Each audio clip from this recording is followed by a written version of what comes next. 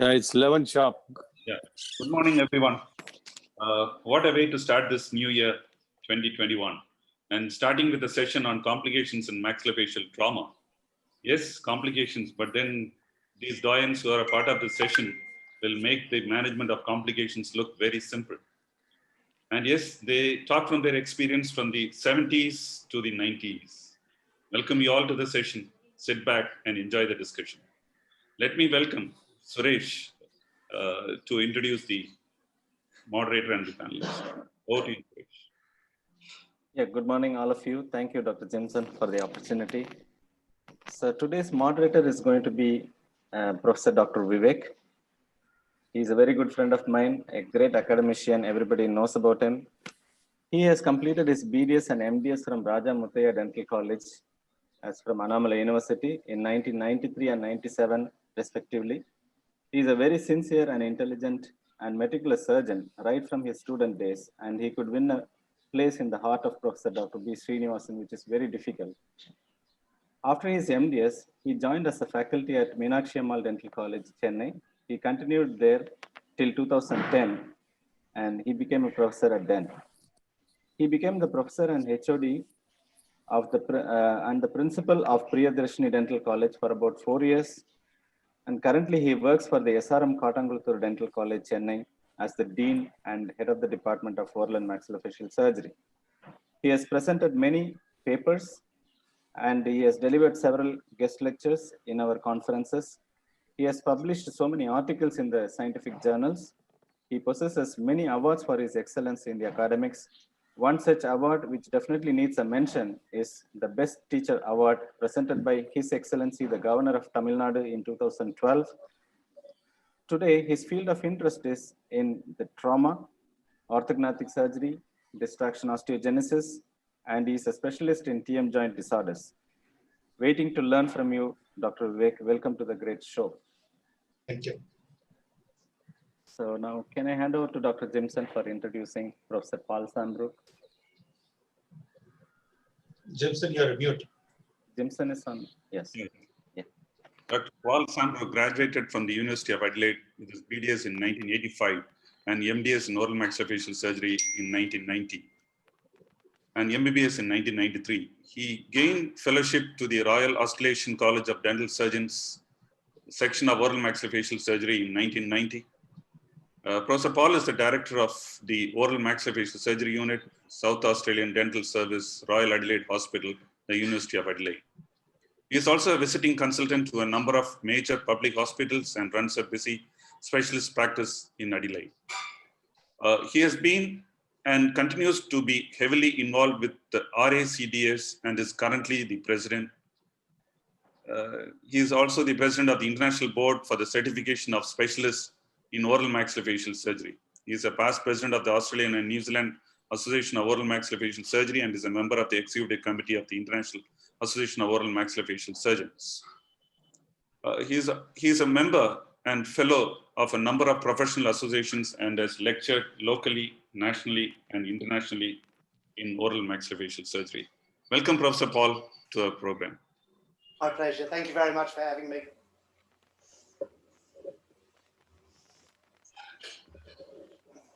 Suresh? Jimson, sorry. Me introducing Dr. Prabhu, sir? Yeah. Okay.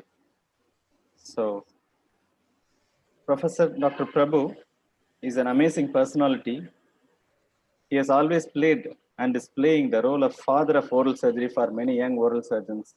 That is, he has inspired quite a lot of people in India and especially in Tamil Nadu to become an oral and maxillofacial surgeon. He has achieved almost everything in the fraternity of oral and maxillofacial surgery. He has completed his BDS from Madras Dental College in 1975, and he was the university gold medalist in his batch. Likewise, he had completed his MDS also from the same Madras University in 1978 with an university topper tag. He is one of the most favorite students of Professor Dr. CKD, which is a very difficult award to be obtained. He continued to work in the government service for many years at the Madurai Medical College.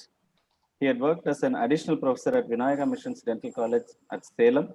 and he served as a professor in Best Dental Sciences College, Madurai. He has held very responsible posts in the National Association, like General Editor, General Secretary, and the President of AOMSI. He is the king in the management of maxillofacial trauma, especially in sickle cell injuries, which is a specialty in the southern part of Tamil Nadu. It's not sickle cell injuries, sickle injuries. I mean, sickle injuries, I'm sorry. He has got a lot of cases to his credit. We don't see it very commonly, but through his lectures, I have seen several injuries, some sickle injuries, which is just mimicking like Leaford 1 osteotomies. So he's the king in the management of these kind of maxillofacial trauma. So we are very proud to have you here, sir, today, and we welcome to the forum. Thank you, sir. Thank you, Suresh, and AOMSI. It's Over to Jimson. and privilege to introduce Dr. Ashok Dabe. Sir completed his MDS way back in the year 1969 from the University of Mumbai in the Government Dental College and Hospital. And he was a postgraduate teacher and he has received the Lifetime Achievement Award by the AOMSI head office during the 41st National Conference at Ahmedabad. He is in private practice from January 1970, and he is currently the Professor Emeritus in Dr. D.Y. Patel, deemed to be University School of Dentistry, Mumbai. He is also an honorary oral maxillofacial surgeon to Sushruta Hospital and Breach Candy Hospital, Mumbai. He has presented over 100 papers at various national and international conferences. He has also presented the prestigious Dr. I.C. Dudani Memorial Oration, Colonel Madan Oration, and Professor M.A. Vadkar Memorial Oration, and the prestigious Jinwala Oration at the recently concluded 44th AMSA National Conference at Bangalore. And he is also present at the International Conference in 2000. Welcome, Dr. Ashok Dabe, sir. Thank you. Suresh, mute. Let me take the pleasure of introducing Professor Dr. Rajesh Dhiravani to the forum. Professor Rajesh Dhiravani is a national figure in India, needing no introduction at all. He had completed his MDS from Mumbai. He continued to obtain fellowships from Cleveland, Miami, Maryland, Germany, Netherlands, and France. He is the managing director of Jabalpur Hospital and Research Center at Jabalpur, which was started in 1991. He had been the general secretary of our national body of AOMSI, and later he became the president of AOMSI also. He is the founder member of Asian AOMS. So many more feather in his cap. We are very proud and privileged to have you here today with us for the forum, sir. We welcome you, sir. Rajesh Dhiravani, sir. Thank you. Thank you. May I add to that, Dr. Suresh? Sir Yes, sir. completed his MDS in 1981 at Mumbai under Dr. Khanna, Jain Khanna. Okay. And he has also presented the prestigious Jinwala Oration at Chennai and also Colonel Madan Oration at Panchkula, Punjab. Welcome, sir. Welcome, Doctor. Thank you. Thank you, Dr. Can you take over, Jimson, to introduce Professor Vivek Vardhan Reddy? To introduce Dr. Vivek Vardhan Reddy, who completed his BDS and MDS from Government Dental College, Hyderabad. He completed his MDS in 1992, and he did his FFDRCS from the Royal Surgeons of College of Surgeons in Ireland, and also from England. He did his DNB in 2001, and his IBISCOMS from in the year 2016.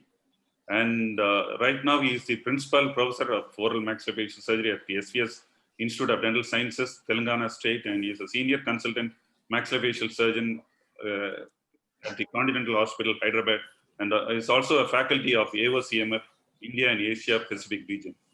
He has worked as the in the SDM Dental College, SB Patel Dental College, and he has also had a stint at North Manchester General Hospital, Morrison Hospital, Swansea, and also Peterborough District Hospital, England. He has also worked as a faculty in the Department of Dentistry at Al Arab Medical University, Benghazi, Libya. Welcome, Dr. Vivek Reddy, sir, to the program. Thank you, Dr. Jimson, and good morning to everyone. Thanks for having me. Now over to Dr. Vivek. Good morning, one and all. At the outset, wishing all of you a very happy new year and a wonderful 2021 ahead. Yes, it was a very short notice that we wanted to start off this year, 2021, as Jimson said rightly, with a bang. And hopefully we do justice to the faith that Jimson has reposed upon this esteemed panel and me to put forth the complications of maxillofacial trauma.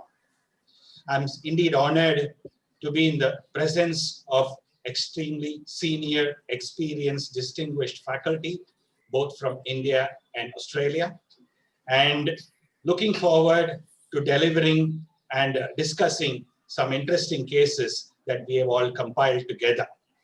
So without wasting much time, I will start share screen and we will go on with the presentation. I request all participants to have their question and answers in the Q&A box, and as and when we receive, we would answer them as well. Every surgeon carries within himself or herself a small cemetery where from time to time he or she goes to pray by ready lavish. So with that note in mind, complications in facial trauma. It's a very vast topic. It's a topic that we could discuss for days and days together. But we will try our best to talk about the essence and the most common complications or rare complications which we would expect or sometimes unexpect. What is a surgical complication? The definition from this literature: a surgical complication is any undesirable and unexpected result of an operation. Now this started getting modified. So they added one more adjunct to that. A surgical complication is any undesirable and unexpected result of an operation affecting the patient. It further got revised. That occurs as a direct result of the operation.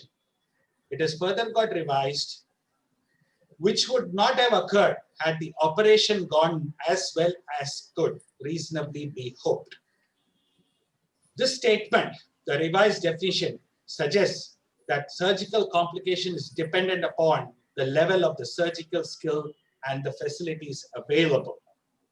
With this introduction on what is a complication, we have compiled a simple classification to say we could have complications based on time, preoperative, intra-op, immediate post-op, and late post-op, based on the tissue involved, that's whether it's a hard tissue or a soft tissue complication, based on the etiology, a poor diagnosis, a poor planning, wrong technique. Sometimes we expect complications and we tell the patient. Sometimes we don't expect the complications, so that's the unexpected. We can't always blame the surgeons for taking over the complications. So we have our colleagues, the anesthetic team, not that they are directly responsible, but sometimes, yes, we could have a rare complication due to anesthesia on the table or post-operative. So these are things which we have to bear in mind, though we will not get into the details of anesthetic complications. It's beyond our purview today. So let's straight away go into the case scenarios. The first case is a case which is reported with a fracture of the right mandible, parasymphysis, and right subcondylar region. A treatment was done, an open reduction and internal fixation. This case is from Dr. Vivek Reddy, and the case was operated well with a retromandibular incision for the subcondylar area and plates fixed, and the parasymphyseal plating done. Patient did well. Fourth post-operative day, patient presented with serous and purulent discharge at the site of the retromandibular incision. So my question to the panel is, what could be the differential diagnosis for this particular problem? Professor Dabi. Yeah, good morning, everybody. The commonest cause is in the approach to the subcondylar region. You go through the parotid, and there is, parotid communication is parotid secretion is coming out through this incision. That is the commonest cause. How do I confirm?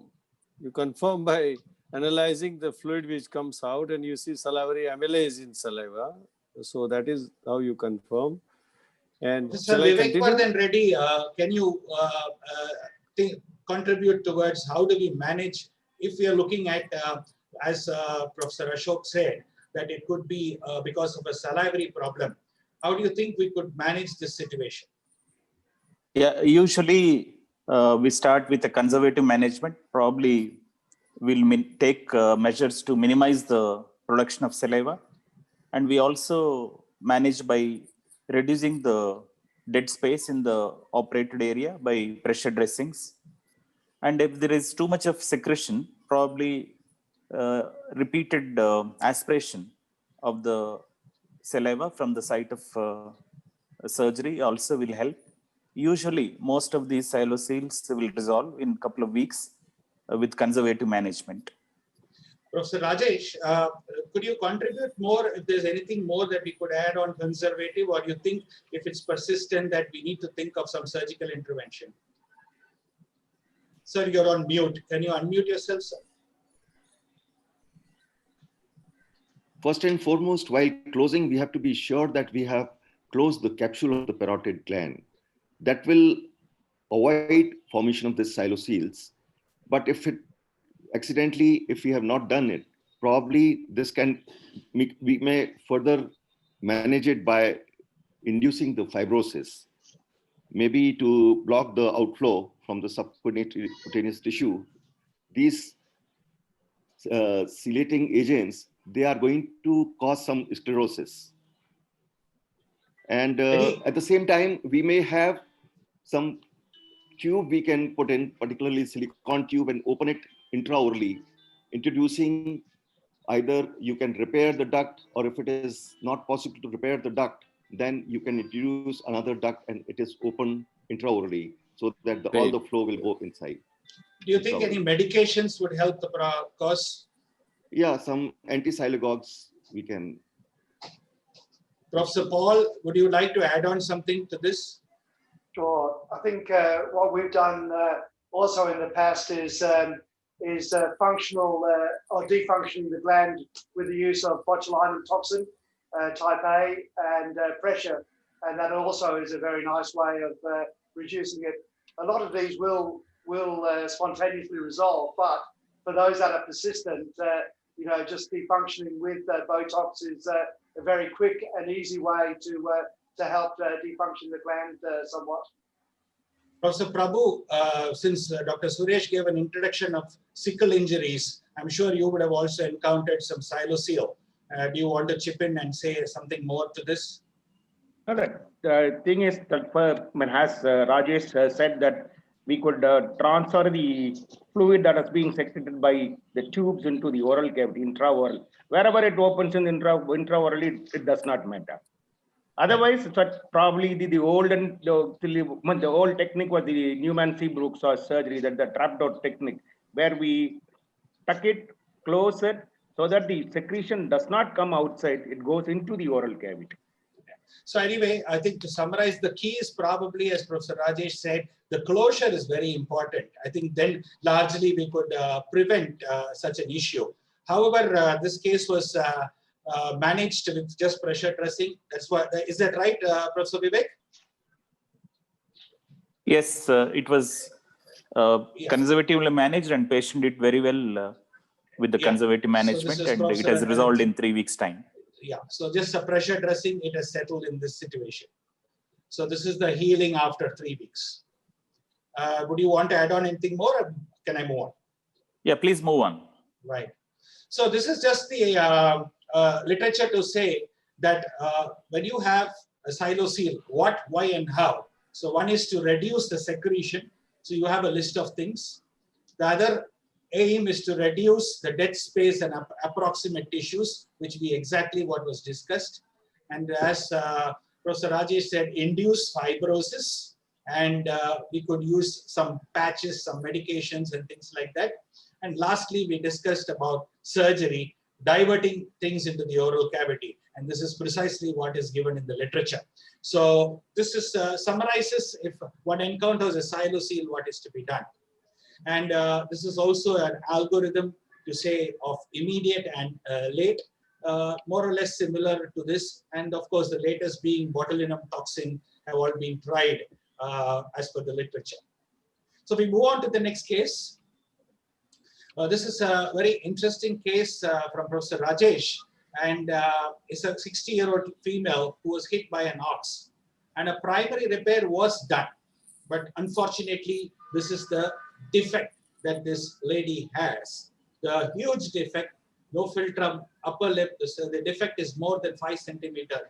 The most important thing here is there is no nasal passage at all. So you could end up this situation, especially in very rural areas where probably they can't even access a center for surgery or doing some primary treatment. This is what we would end up with. So at this juncture, I would like to throw a question to Professor Prabhu. What do you think we need to be addressing? What are the, what do you say, the problem list in this situation? Yeah, the right nasal aperture is missing. First, Yes. in addition to that, there is a tissue loss both in the lip as well as on the nose, or the L of the nose is missing. Now, they have put some, I mean, the sutures around, in and around. Once you open up, that how much of the tissues that is being, I mean, transpositioned in the suturing. There, that means they have glided the tissues. So whether it comes down to the lip, so if you could see the right side in the nasolabial region, there is a flap. Whether that flap could be used for the lip, for the reconstruction. And in addition to that, even the, now say that it's not only the loss of tissue, the nasal anatomy for breathing should also be seen.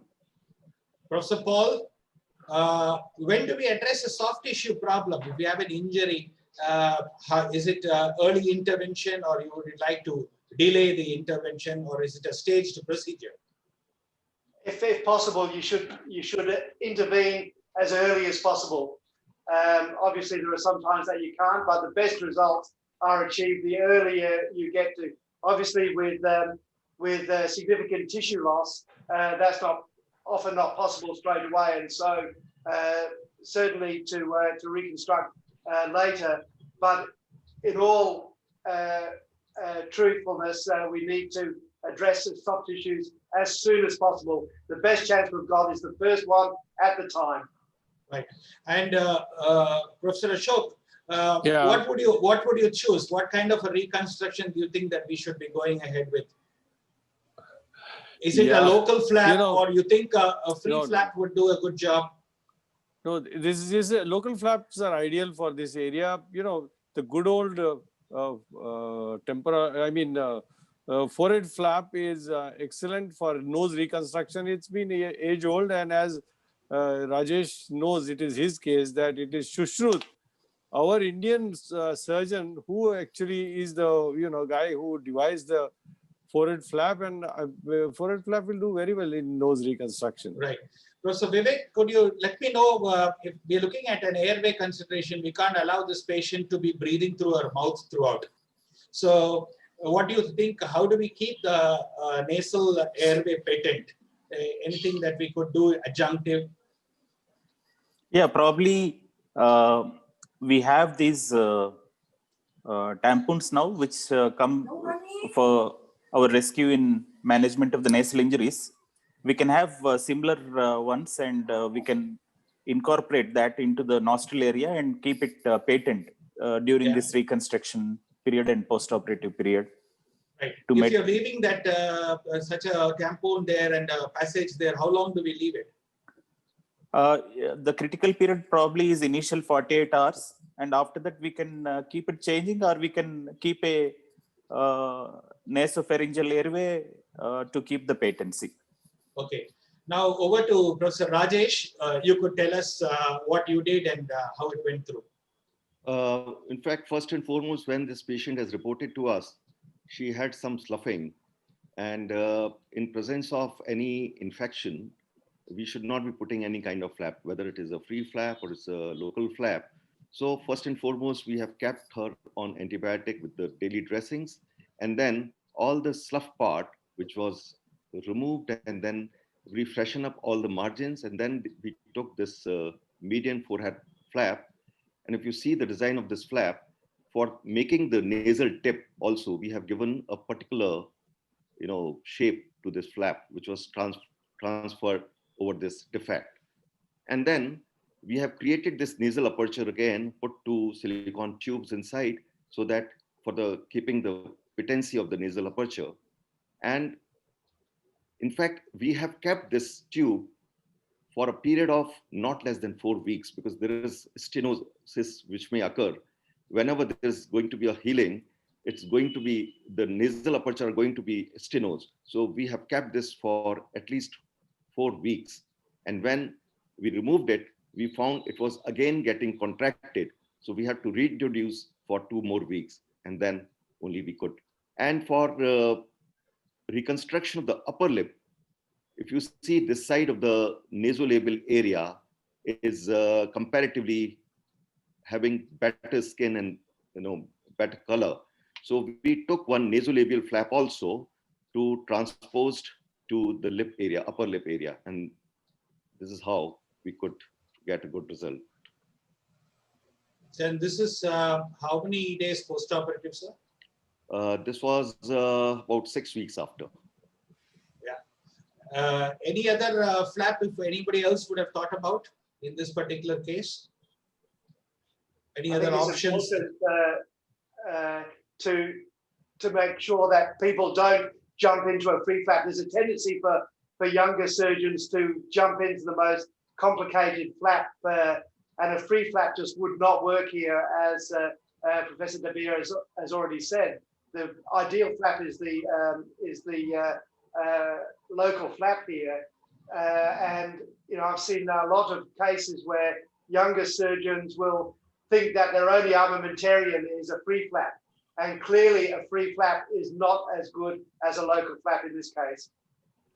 As it is, this lady is 83 years old, and going for a lengthy surgery, giving the free flap, which systemically also it's not feasible for this particular lady. But nevertheless, and then economics also involved. Yeah, nevertheless, the result is very good. I think for an 82-year-old woman, she should be really happy with what has happened.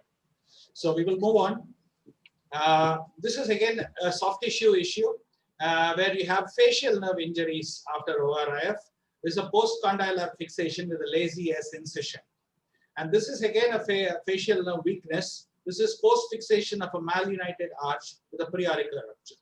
The question now is, Professor Prabhu, how do we assess which branches are affected whenever we do a condylar reduction or a zygomatic reduction? We do encounter the facial nerve problem.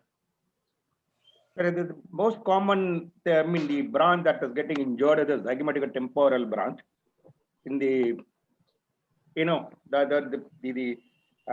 divides into two. The substance of the parotid that goes up.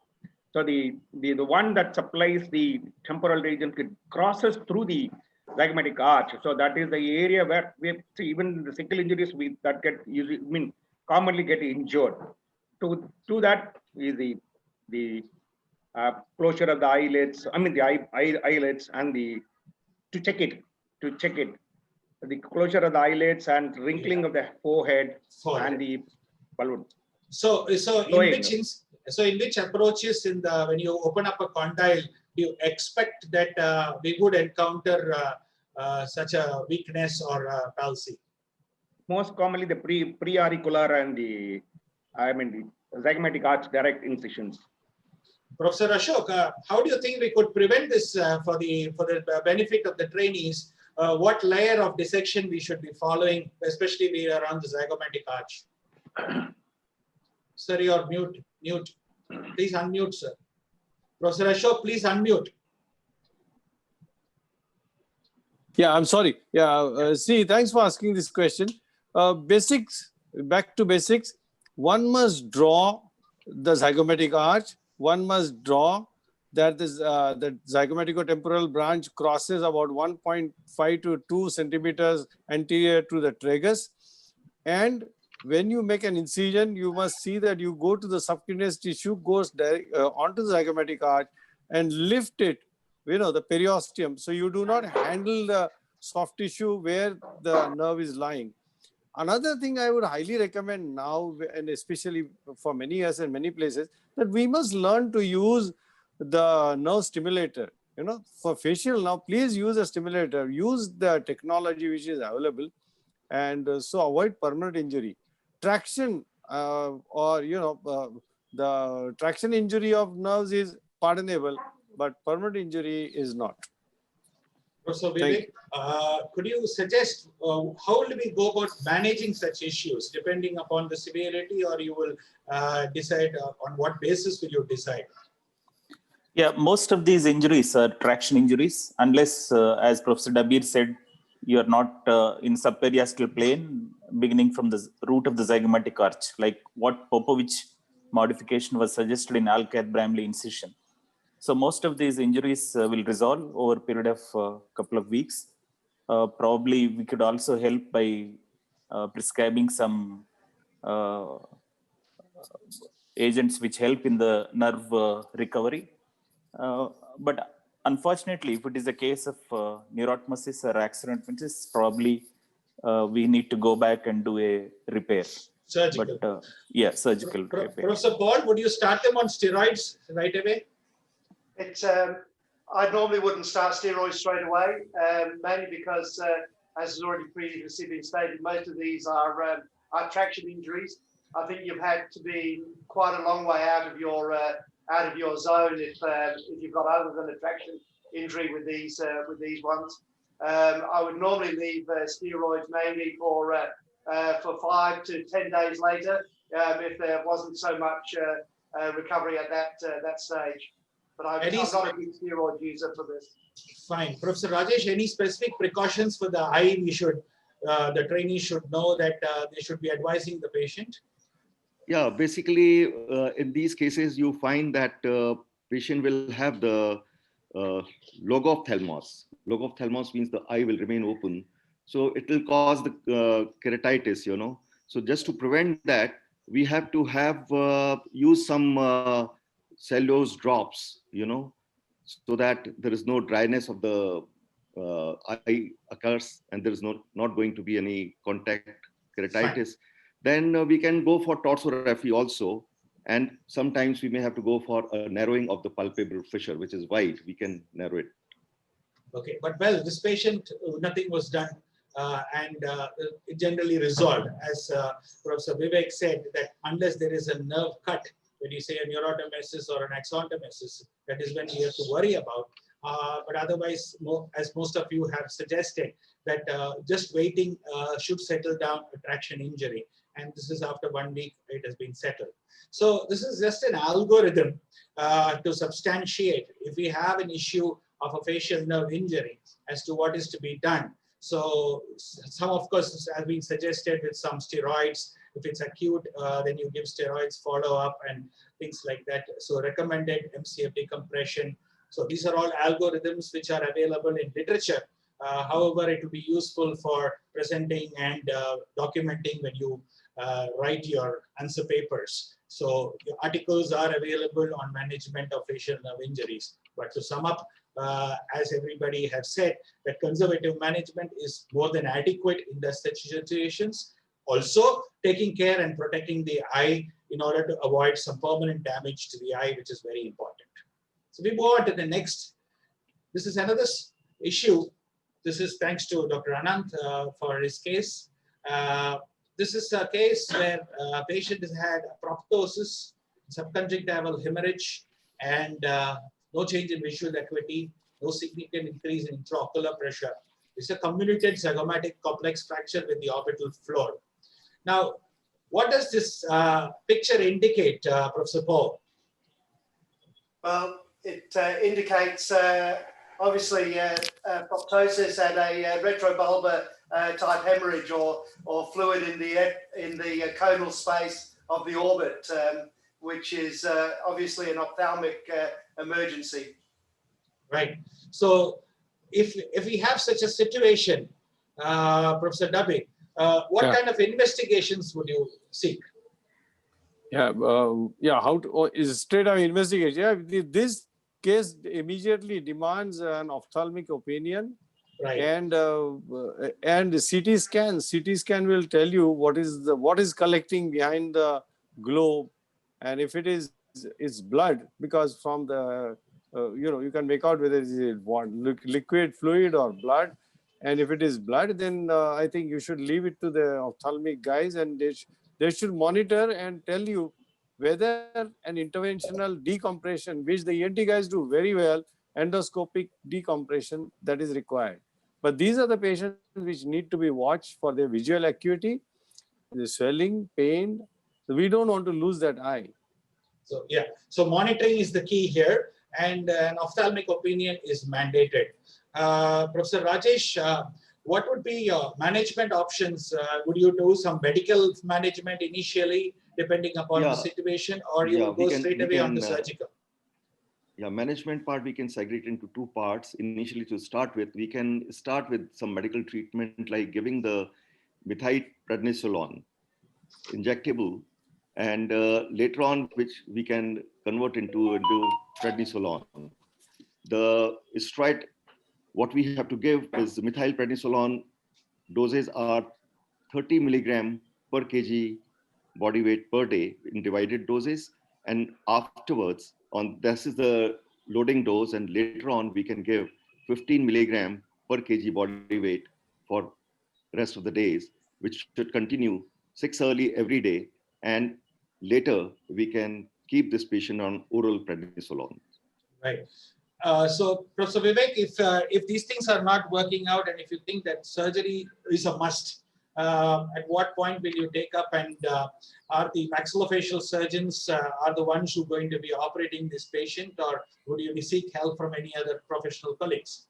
Well, if we are the first ones to see these patients either in emergency room or during post-operative phase after the reduction, it can happen both post-injury and also post-surgery. If it happens post-surgery, and unfortunately, if it happens in our hands, probably the time available to the surgeon is very short, because any hematoma which is increasing in size can cause irreversible damage to the visual acuity. So we should go in and probably either, if we have made a vestibular incision to fix the zygomatic buttress area, probably we can do a decompression through the maxillary antrum and through the orbital floor. Otherwise, a simple lateral canthotomy incision, we have to introduce a instrument to open up the conal space and evacuate the hematoma. So once that decompression is done, we can involve the other surgeons, an ophthalmologist or an ENT surgeon, if there are some inaccessible areas where we need to do an endoscopic evacuation. But prompt diagnosis and prompt intervention are the key. Right. Looking So for the key. Yes. Yeah, looking for pupillary reflexes and checking the visual acuity very frequently. I'm sure most of the postgraduate trainees would have read an article published by my teacher and mentor, Mr. Adrian Sugar, about the ophthalmic evaluation following the open reduction and internal fixation of zygomatic complex and orbital fractures. There's a nice sheet which is given in that article, which will tell you how to record the visual acuity and also the pupillary reflexes.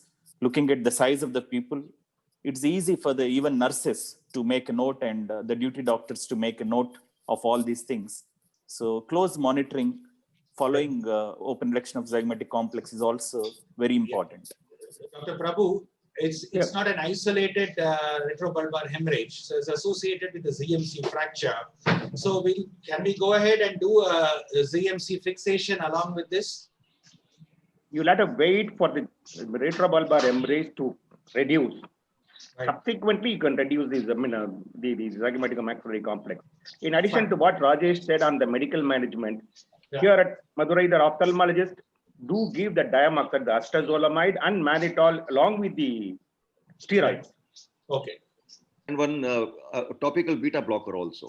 Yes. Topical Okay. beta blocker. So this is just a summary. This was what was done for this particular patient: fundoscopy, hourly assessment, repeat 4th hourly for first 24 hours, mega dose of prednisolone, as Professor Rajesh mentioned, and then to oral prednisolone, resolving symptoms. Patient got operated 10 days after the primary trauma because it was important, as Professor Prabhu said, that the retrobulbar hemorrhage to be addressed first, and then take up the patient for the ZMC and orbital reconstruction.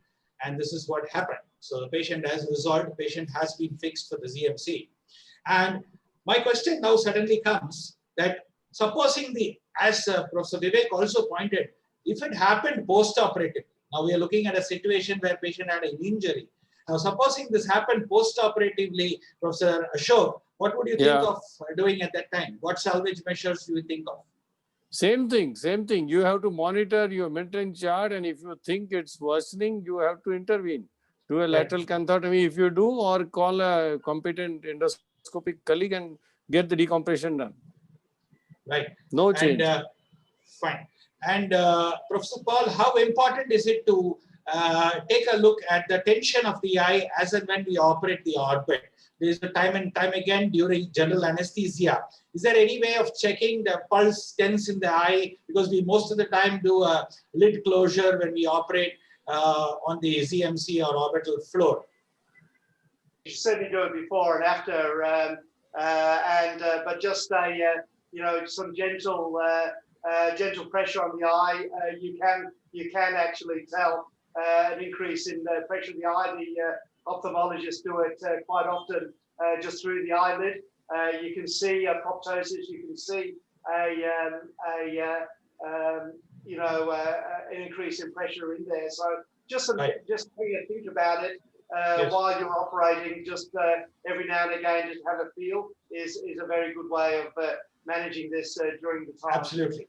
Yeah. So I think it's very important for the trainees to understand that it's very important when we're operating around the orbit to just have a finger once in a while over the globe just to check the tension of the eye. It's very important because sometimes may go unnoticed in the posterior aspect.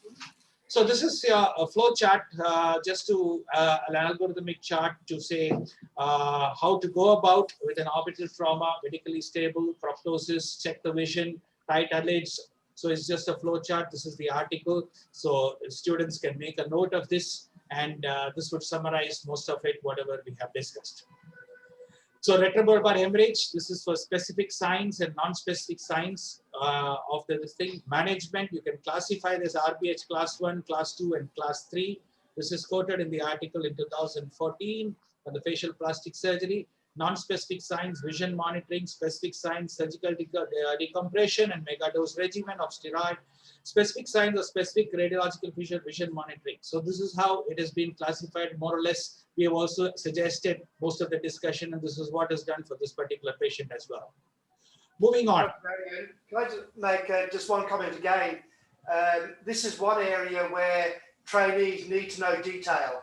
There's no point in having an overview like a lot of our areas. This is one area that absolutely need detail, because if you don't have the detail, you're going to miss your opportunity. So you need to know the dose of steroid. You need to need the doses of acetazolamide. You need to know the absolute details of a lateral canthotomy if you're first on the scene. You need to say exactly what you're going to do. Just saying, we'll do this and we'll do that. You need absolute detail. And when somebody asks you about this, or when you see one, you need to follow the algorithm to it. It's no point in just having basic principles or even advanced principles. You need to know this is one area where the trainees absolutely need huge amounts of detail of what they're doing, because we don't do it often and you need to revise it often.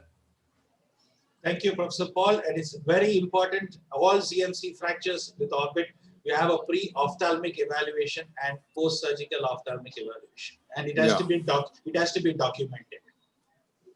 So from soft tissue, as I classified earlier, from soft tissue, we move on to hard tissue now. Okay. So this is the first case. This is from my unit. A patient had an RTA 3 months, inability to chew, thought he was conservatively managed due to COVID scenario. And that is what has been a challenge for most of us during the initial part of the COVID times, where most of the operations were not being performed. So this is how he reported to us. So this is the CT scan. It shows fracture at the angle and fracture at the body of the mandible on the left side. So my question to the panel here is, what exactly happens in the mandible? Now, why did this patient end up with an open bite, number one? Number two, and what are the biomechanics involved? Professor Paul. Well, this is where we do need to go back a little bit, and the concept of favourable and unfavourable fractures is sort of not taught as much as it was when we were trainees. But when you have an unfavourable fracture, then you have muscle pulls that will tend to distract the fracture, and particularly when you're thinking about the masseter muscle and the suprahyoid muscle and the genial muscles, which tend to distract both of those fragments away from each other and produce that open bite.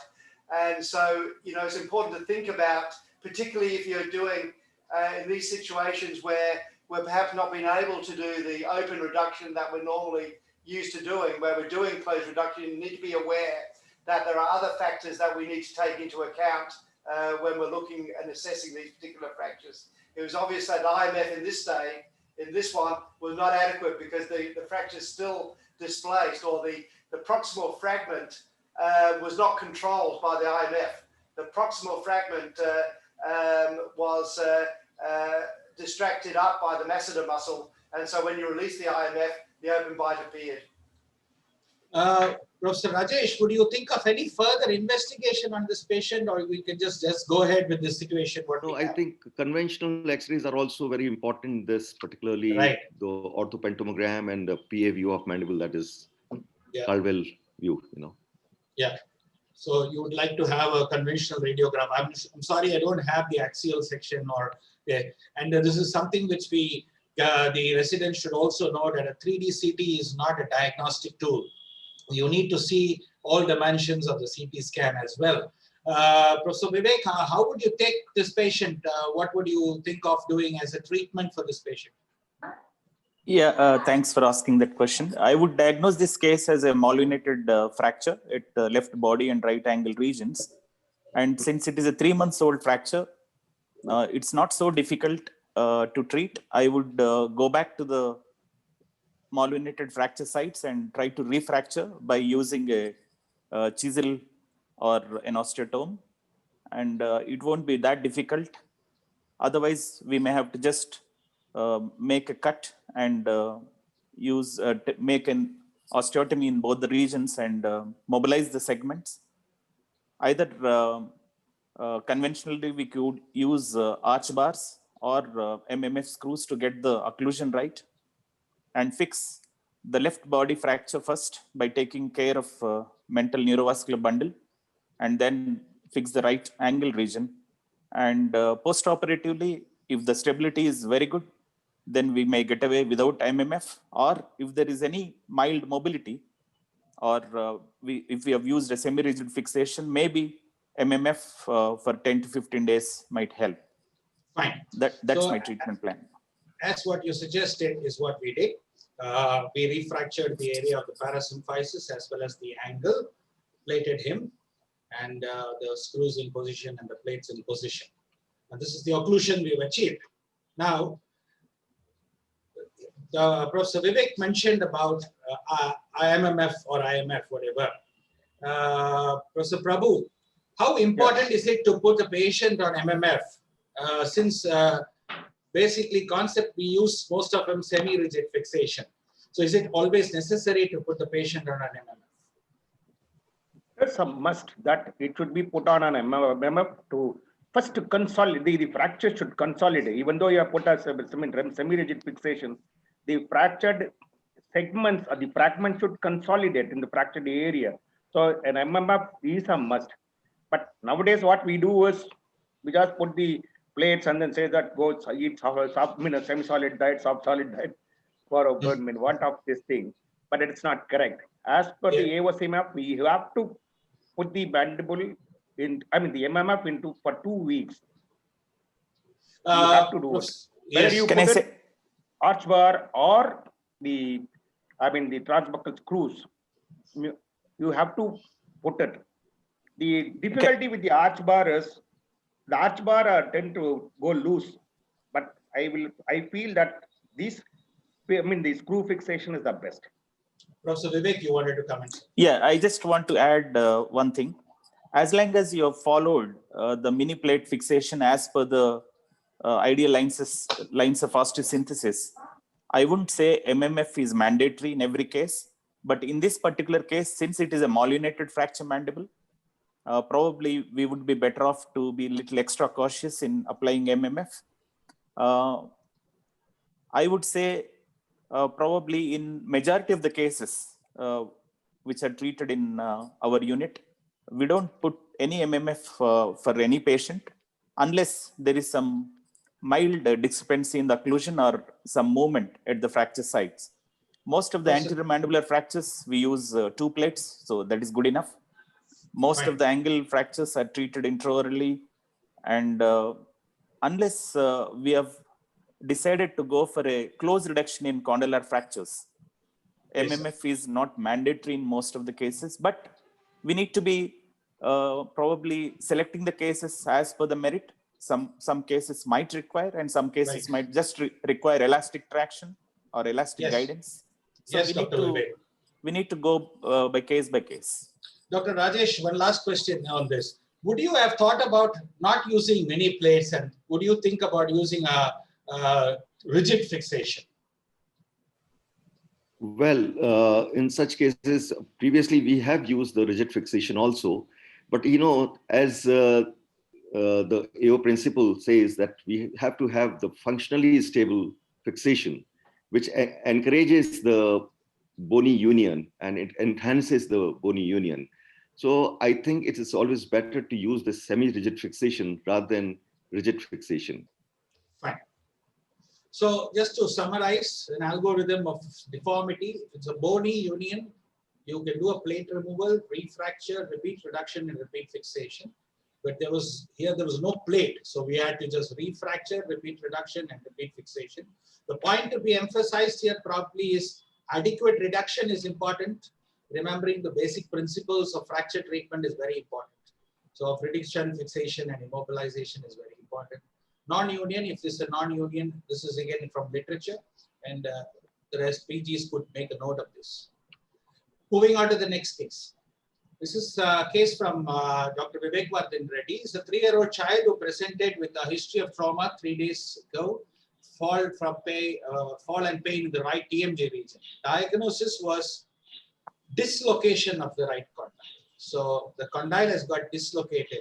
I don't think, unfortunately, we have more pictures to show exactly the dislocated area, but this was confirmed with the OPG and the CT scan. So this child reported with a dislocated jaw, apparently attempted for reduction by many people, but failed. So in this scenario, Professor Rajesh, what would be the ideal treatment? You have a dislocated jaw in a 3-year-old. Yeah, basically, first and foremost, we should always try with the sedation or under GA to place the condyle in position. But if we fail, as in this particular case, as being told that everything failed, so I think open reduction is the only option left in this particular case. Okay, Professor Paul, how often does a dislocation occur in a child? It's not absolutely common, and so it's a fairly rare injury for this particular scenario. Right. So, Professor Ashok, Yeah. how would you take, what do you say, whether to, as Rajesh sir said, that he would like to, if they tried and they did not work out, conservative surgical is the option. Would you choose sedation or you will go under general anesthesia? Yeah, in a child, I think general anesthesia is pretty good. Like we should consider general anesthesia. And I have a feeling that under general anesthesia, in a fresh, it's not a very old dislocation. It's, I think, what is the duration of dislocation? 3 days. 3 days, yeah. 3 days is pretty fresh. One would normally succeed in reducing this. And then I would certainly put something, like it's putting a proper bandage, or I would even ask an orthodontist friend to put a couple of brackets and put elastic. See that the mouth doesn't open immediately. Fine. Okay. But if it So doesn't work, it doesn't work Yeah. at all, then open reduction. But it will be extremely rare. And you Okay. got to evaluate the condyle in all coronal X-ray, all scans, and make sure that the condyle is in normal, or is there any injury to the condyle. Right. Moving on. Moving on. Moving on. This patient has undergone an open reduction, wherein the dislocated condyle has been fixed back. The child recovered well. There's no issue, apart from having a transient facial nerve weakness. This was immediately dislocated jaw put back in position. The child is closing his mouth well. You can see a small facial nerve palsy. But now this is the situation that the child reported. The child reported with minimal, limited mouth opening. And the point to be noted here is there is no scar on the chin. Professor Vivek, could you throw light on this at this point? Yeah, just to go back on what Professor Dabir has said, usually it is a easy case for any TMJ dislocation to be handled under local anesthesia or without even anesthesia in adults. But this case, I've never seen a dislocation in a 3-year-old child in my entire career. This was the first and last case. We have treated this case in 2009, 11 years back in our unit. Obviously, we have sent the junior most faculty member to theater because a patient was taken under general anesthesia. Then little more senior person was sent. Then another senior person was sent. Then nothing helped. We couldn't reduce the condyle under general anesthesia also. So that's when we have decided to do an open reduction for this case. During the surgery, what I have noticed, probably there was a small sagittal component of the fracture in the head of the condyle. So though we retrieved the majority of the condyle back to the glenoid fossa, probably there was some element of condylar fracture segment on the medial side, which we couldn't retrieve or we couldn't visualize. But the child did very well after the surgery. We did follow her up for a few months, but 3 years later, she comes back with a frank ankylosis, which was very bad complication to face. Any surgeon would be very upset. And that too, this has happened following the reduction of condylar dislocation. So we had no other option than going for. Now, at this juncture, Professor Vivek, I would like to ask Professor Paul, 4 years later, after reducing a dislocated joint, albeit Professor Vivek is not too sure if there was a small medial sagittal fracture of the condyle or a kind of a dicapsular fracture. Why did the child develop the ankylosis? I think you have to look at what happened at the open reduction. You know, was the disc and the other cartilaginous structures damaged during the course of that open reduction? You know, was it damaged as part of the dislocation, and then bleeding perhaps into the joint space afterwards? But you know, the disc being disrupted as part of the dislocation and reduction process led, I'm sure, most likely to that bone formation, the atopic bone formation, in addition to the bleeding within the joint. Right. So probably the hemarthrosis during the surgery would have triggered this, probably a reason for that. Professor Prabhu, how do you think we could have prevented this? Would have been a possibility where this could have been prevented after the first surgery? Because as Professor Vivek said, there was no follow-up from this child. That's correct. The physiotherapy is the main thing. That is putting the patient on the book and periodic checkup. Yeah. Probably they lost both. Yeah, That's okay. why they went in for this. Fine. So the most important aspect is we need to follow up children, particularly after injury to the TMJ, or as in this case, where a surgery had to be done on a young child because of a dislocated mandible. Now, this is the picture that the child is reported with, the CT scan. There's a huge bony ankylosis there on the operated side. And Vivek sir, you could take us through the process that you did. Yeah, straightforward pre-auricular incision. I know many surgeons prefer Alcath, Bamley incision and all, but a simple, straightforward pre-auricular incision and subperiosteal dissection from the root of the zygomatic arch. We could do gap arthroplasty in majority of the cases. And because there was some more resistance through the same wound, same incision, we have done coronidectomy and we have achieved fair amount of mouth opening, and patient did very well after the surgery. Good amount of physiotherapy during the surgery and follow-up. Now probably she's mature enough to follow our advice and compliant. And we did follow her up for 1.5 years, and she had very good mouth opening. Probably she would come back for some kind of cosmetic correction if necessary when she crosses the age of 16. But I must say, Professor, Vivek. Yeah, this case has taught us a lesson to be more careful in case of any condylar injuries, and especially when we do some kind of intervention in young children, because they have high osteogenic potential, and any kind of damage to the disc and any kind of residual hematoma in the dead space in the surgical wound will definitely favor ankylosis unless the child is brought back for regular reviews and vigorous physiotherapy, at least for 6 months to 1 year. I must conclude this case by saying it's one of those rare cases, probably I have never come across such a situation, wherein this dislocated jaw in a child and operated and then heading on to ankylosis. Wonderful work, sir. Thank you. Moving on. A 30-year-old person reported with an anterior open bite. Again, from Professor Vivek, this case from RTA 3 months ago, treated with an MMF for 4 weeks. But the issue here, elastics were also applied to correct the open bite, but there was no improvement. Again, it's a diagnosis was a malunion of bilateral dislocated condylar fractures. If you could see, both the condyles are fractured, and patient is reported with an open bite. Professor Rajesh, what is this probably the cause for this open bite, or was this patient managed with MMF that failed? Was the MMF not done well?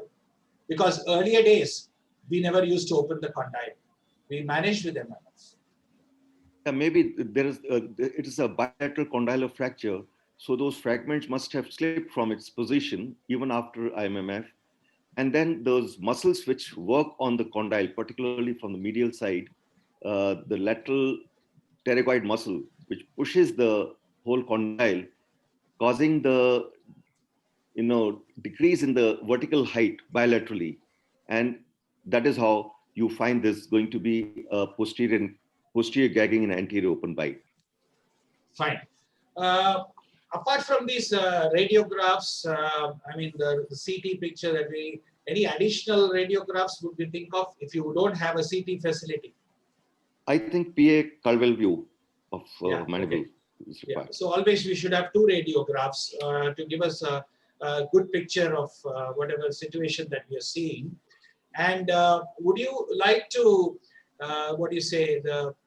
Professor Paul, considering the late presentation of this patient, what surgery would you think of? Would you go and open up the condyles again, or would you think of doing an orthodontic procedure to correct the occlusion?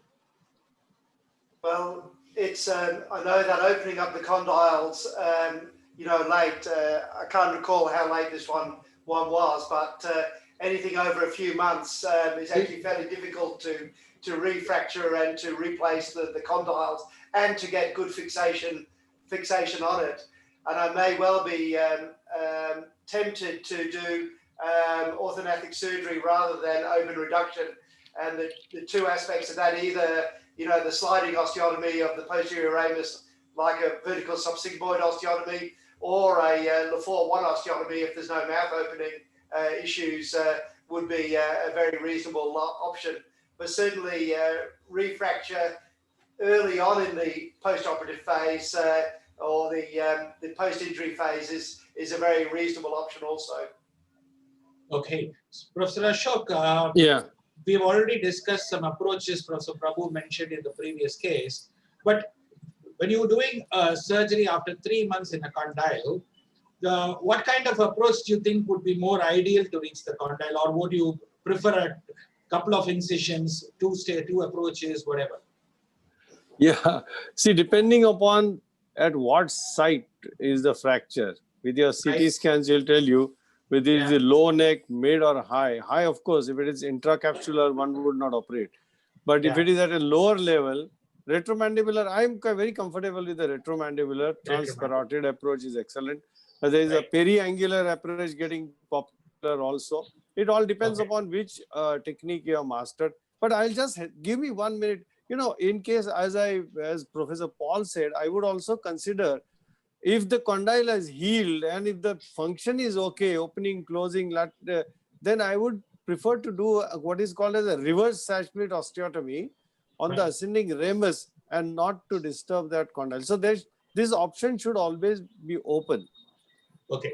Professor Prabhu, now when you have bilateral condyles like this, late presentation, would you like to open both the condyles, or would you like to address only one side condyle and then put the patient on MMF again? No, both the condyles. So you would like to address both the condyles? Both the condyles. Yeah, so I think we have lost the vertical height, and that is why this patient has ended up with the posterior gag and an anterior open bite, which is typical of bilateral condylar fractures. Well, this was what was done. I think, Professor Vivek, you have done a bilateral condylar fixation. If I want, may be allowed to add a few things. That all the trainees have to understand that this was done in 2006, 14 years back. We didn't have much idea about open reduction those days, and we did not develop the habit of taking the CT scans for this kind of cases. But since the patient has come within 3 months, just about 3 months after the attempt of MMF followed by elastics, we have decided to go back and refracture, because we could see the condyles morphology still possible to identify. It's not that fully merged, and then we had to go for a Lefort 1 osteotomy. So we did try this case with simple preauricular incisions, because we were experts of treating ankylosis those days. Ankylosis always we have used preauricular, and we were more comfortable going for preauricular incisions. But as most of the speakers said, retromandibular incision would give you more leeway to fix the lower part of the plate onto the ramus. But this case was successfully treated with bilateral preauricular incisions, and patient did very well after the surgery. Thank you. Fine. Now this patient has got a function, very good function, and an excellent occlusion. So my question to Professor Paul now. So today's literature, as now rightly pointed out by Professor Vivek, that this was done way back in 2006, and where hardly condyles were open. So unless it was really warranted.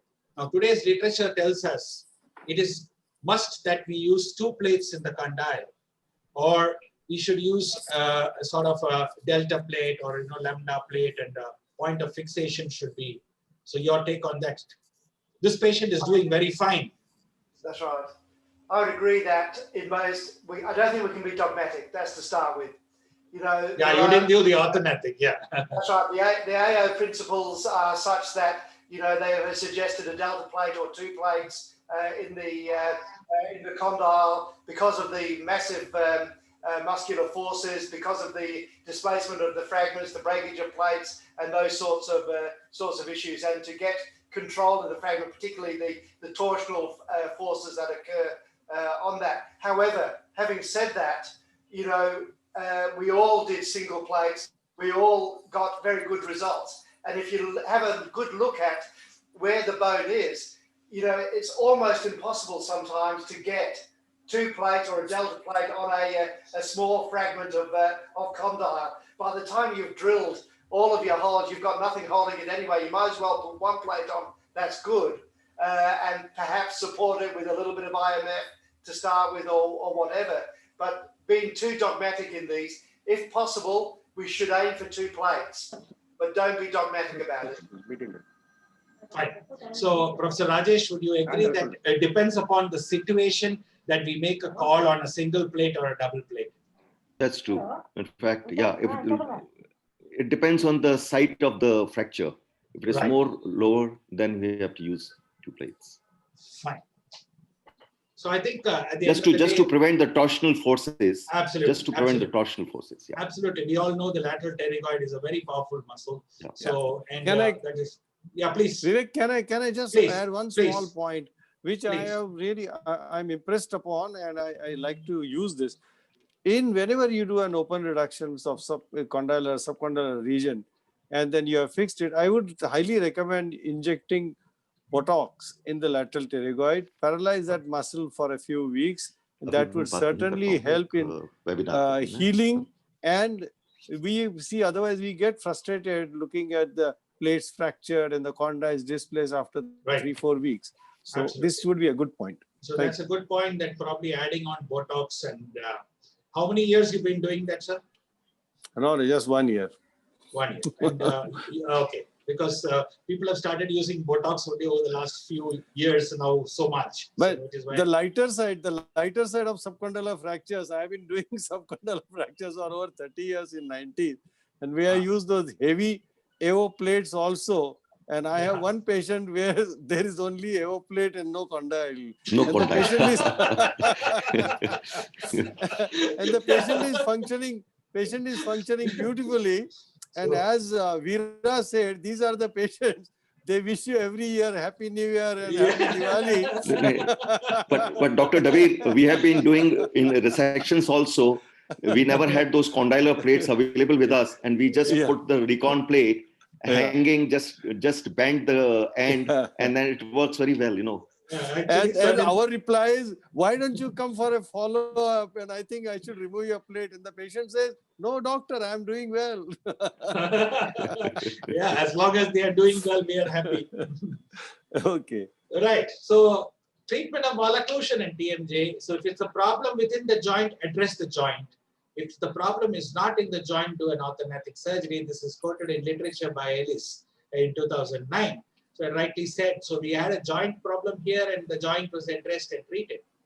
Orthognathic surgery, what is to be done?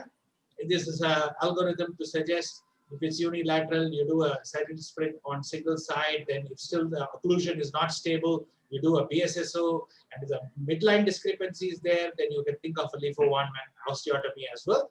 The last resort, of course, we have TMJ reconstruction options which are in vogue today. Moving on. These are small fillers, not going into the details of this. This is we have to discuss a little bit of the armamentarium, because what is important is to have a successful fixation. We can reduce the fracture. To have a successful fixation of the reduced fragment, we need good armamentarium.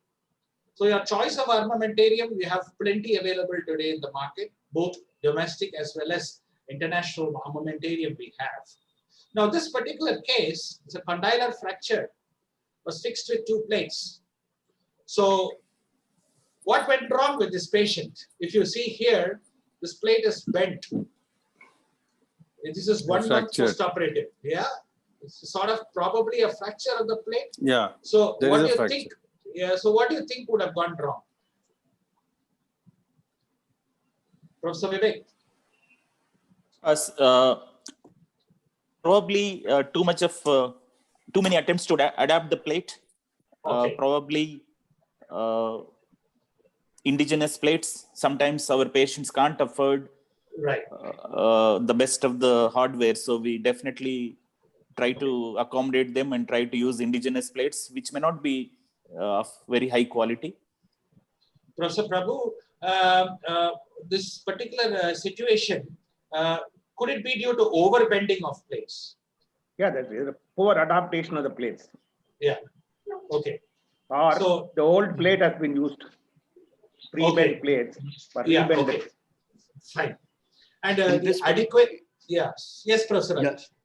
In this particular situation, yes, we could see there's a plate fracture. Sometimes there may be loosening of the screws, or Screws, sometimes yes. if we see there may be avascular necrosis of the condylar fragment. If we just there is no supply which comes through the lateral pterygoid muscle, and if we have already elevated the muscle attachment, it may go into avascular necrosis, and then there is a loosening of the screws.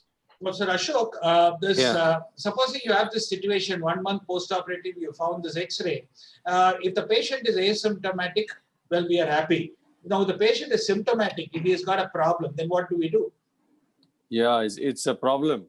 It's a problem. That is why we are here. Yeah.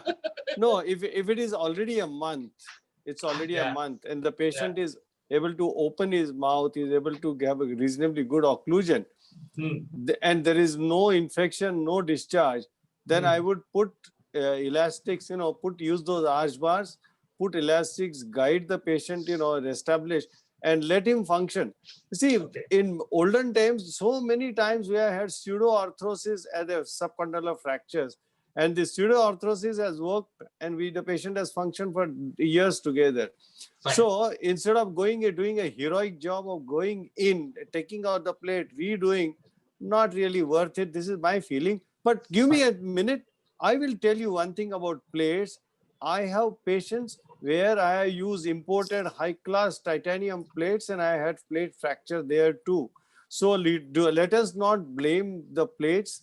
There is something more. Many times our reduction is sometimes a little faulty. There is a gap in the two the fractured ends, and they are not fitted properly. There is probably a little, the screws are not tight, or that screw which is close to the fracture site, it has not gone into bone, but it has gone into the fracture site. There are a lot of faults with us, not necessarily the plates. But you have to be really very, very careful in doing this job. We do a cool job. Okay. Fine. So don't blame the plates alone. So this is another situation. Professor Narayan, can I also just come in there with that previous plate? That plate is fractured at a distal screw hole. It hasn't fractured over the line of and if you look at the pre-op or the immediate post-op, you actually wonder whether the screw actually went through the plate. There's actually a small possibility that screw didn't engage the hole. Yeah. It actually was outside, and I've seen that quite often because it's a difficult area to get to. You think you're in the plate, but you're actually not, and that's contributed. So, as Mr. Vera said, don't always blame the plates. It's a difficult area. It's a difficult visual area. It's all sorts of things go wrong in that little tunnel that you're down in there trying to screw that condyle together again. Okay. So this is another case where again possible reasons of this again. So here again we have a poor adaptation, possibly the loss of screw anchorage, and this patient also ended up with a non-union. So they had to probably the loosen screws. Now this is very interesting. This is a condylar plate fixed. Now what caused the bone resorption here? You can't see the condyle at all. Probably the screws in the glenoid fossa now. Yeah. Professor Rajesh? Yeah, it may be again avascular necrosis, maybe one thing. Yeah, that you mentioned. Just caused the resorption, and maybe using too many hardware may also cause the avascular necrosis. Yeah. Professor Prabhu, do you think that if you have a situation like this, are you worried about this loose screw, and would you want to go and remove this plate? Sir, you have to unmute. Dr. Prabhu, you have to unmute. Yeah. Yeah. As far as the occlusion is good, and there is no, as Dabir said, there is no problem, nothing, no serious statement, this thing coming out or anything, just leave it as it is. Because So most of the time, as you said, you can live. But if the screws are loose here, yeah. No, I'm These are worried tough about the ones. screw. I'm worried about Yeah. the screw. in such case, then we'll have to go in and remove it. Okay. Okay. Right. These are just two situations which I thought we should share with the trainees, that we could end up with fixation where partially the surgeon could be wrong in the location on plating and getting the screw directly into a fracture line, or overbending of plates, or sometimes the armamentarium is also bad. So management Vivek, of just on a lighter note, yeah. this is one case you don't want to go to any other surgeon. Because they will blame us and say stop doing all these things. Yeah. So what I suggest you tell the patient is that you're functioning well, everything is fine, good. But if you ever have to get these screws and plates removed, remember, Come back to us. no, other surgeons may not know which company I have used. They do not know what screwdriver to use. That please, you must come back to me only. Yes, absolutely. No, this is lighter vein, but yeah, it happens. absolutely. This is life. Yeah. Hardware failure, bony union, plate removal, irrigation, reclosure. If it's non-union, plate removal, irrigation, replacement. This is in the literature of craniomaxillofacial trauma and reconstruction.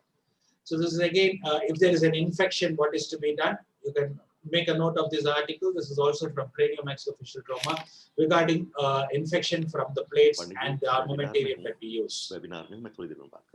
Moving on to the next case. This is a case from Professor Paul, and there's a fall impact on the chin, right? This patient has had a chin fall, and probably typically diagnosed as guardsman fracture. Professor Paul, I think you should highlight what, for the benefit of the trainees, you would like to explain this guardsman fracture and its management. Sure. The old guardsman's fracture, where guards were expected to stand at attention for long periods of time, they would have a vasovagal and fall straight on their chin. The more common scenario that we have here is that people drink a certain amount of alcohol and fall off their bar stool and straight onto their chin, so it has the same result. The issue is that with a bilateral condylar fracture and a symphyseal fracture, you have shortening of the ramus and possibility of open bite. And although you can treat these with open reduction, re-establishment of at least the vertical dimension on one side is essential in order to prevent that open bite. Oftentimes, these are young people, they're dentate, so you have the occlusion to guide you, but the reduction in posterior ramal height needs to be re-established at least on one side. And really, that's the take-home message of this. The symphysis needs to be treated carefully. You can't just put some plates on without reducing. Remember, it is open reduction, then fixation. It is not fixation of where you find the fracture. And if you have a look, there's always lingual distraction of this fracture and buccal compression. And so if you're not careful, you'll get widening of the angles.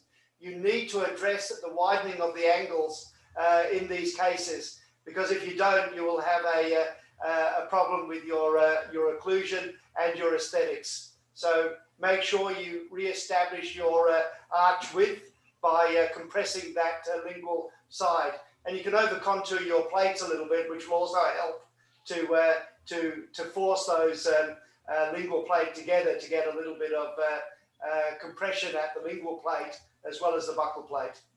Fine. Professor Jimson, you raised your hand. You want to convey something? No. Please carry on. Yeah. Yeah. Okay. Yeah, I just saw your hand raised. I thought you were giving us a small warning. No. Anyway, so as Professor Paul has said, it's very important to maintain the vertical height and at least fix on one side, how it has been done here, and to manage a fracture like this. I mean, though people would see a typical guardsman fracture. I just wanted to ask Professor Prabhu, when you have a bilateral condylar fracture, would you also think of in a guardsman fracture anything specific, a CT, to evaluate the base of the skull or something? Yeah, it's skull, because there is likely to be a fracture of the anterior tympanic plates and the Yeah. glenoid cavity in addition to Yes. this. Yes. So you need to have the coronal sections and the Absolutely. and the sagittal sections of the, in addition to all sometime- your 3D CTs and this thing. Absolutely. Right. Thank you. In olden days, we used to view through a Townes view skull X-ray. Right. Only that was available those days. And we already have discussed the biomechanics of this. I would like Professor Rajesh to tell us if how would you sequence such fractures when you have a body or a symphysis and a condyle? How do you sequence such fracture fixations? I would like to go for symphyseal fracture fixation first, reduce it properly, look at the lingual side also. There is a proper approximation of the fragments. Right. And then to place it, probably we might have to use those bone holding forceps at the angle side and then try to push it so that we get a proper approximation on the label side as well as on the lingual side, and then fix it with the two plates and then go for condylar fixation. Fine. Is there any, apart from holding the angle, Professor Ashok, is there anything that we could eliminate the lingual flare? Yeah, there's. I remember Edward Ellis's article. He recommends a very interesting gadget. He uses a pelvis reduction forceps to press on the angles of the mandible, bilateral angles with a pelvis reduction forceps. So I would do the same thing as Rajesh did, sequencing. Okay. I would suggest that one should, in experienced hands, and 2 mm plate is okay. But I think for many people, 6-hole rigid plate, thick plate at the inferior border, and look at the lingual aspect and see that there is proper approximation. Then the angles, of course, compress first. You reduce them first, as Paul said.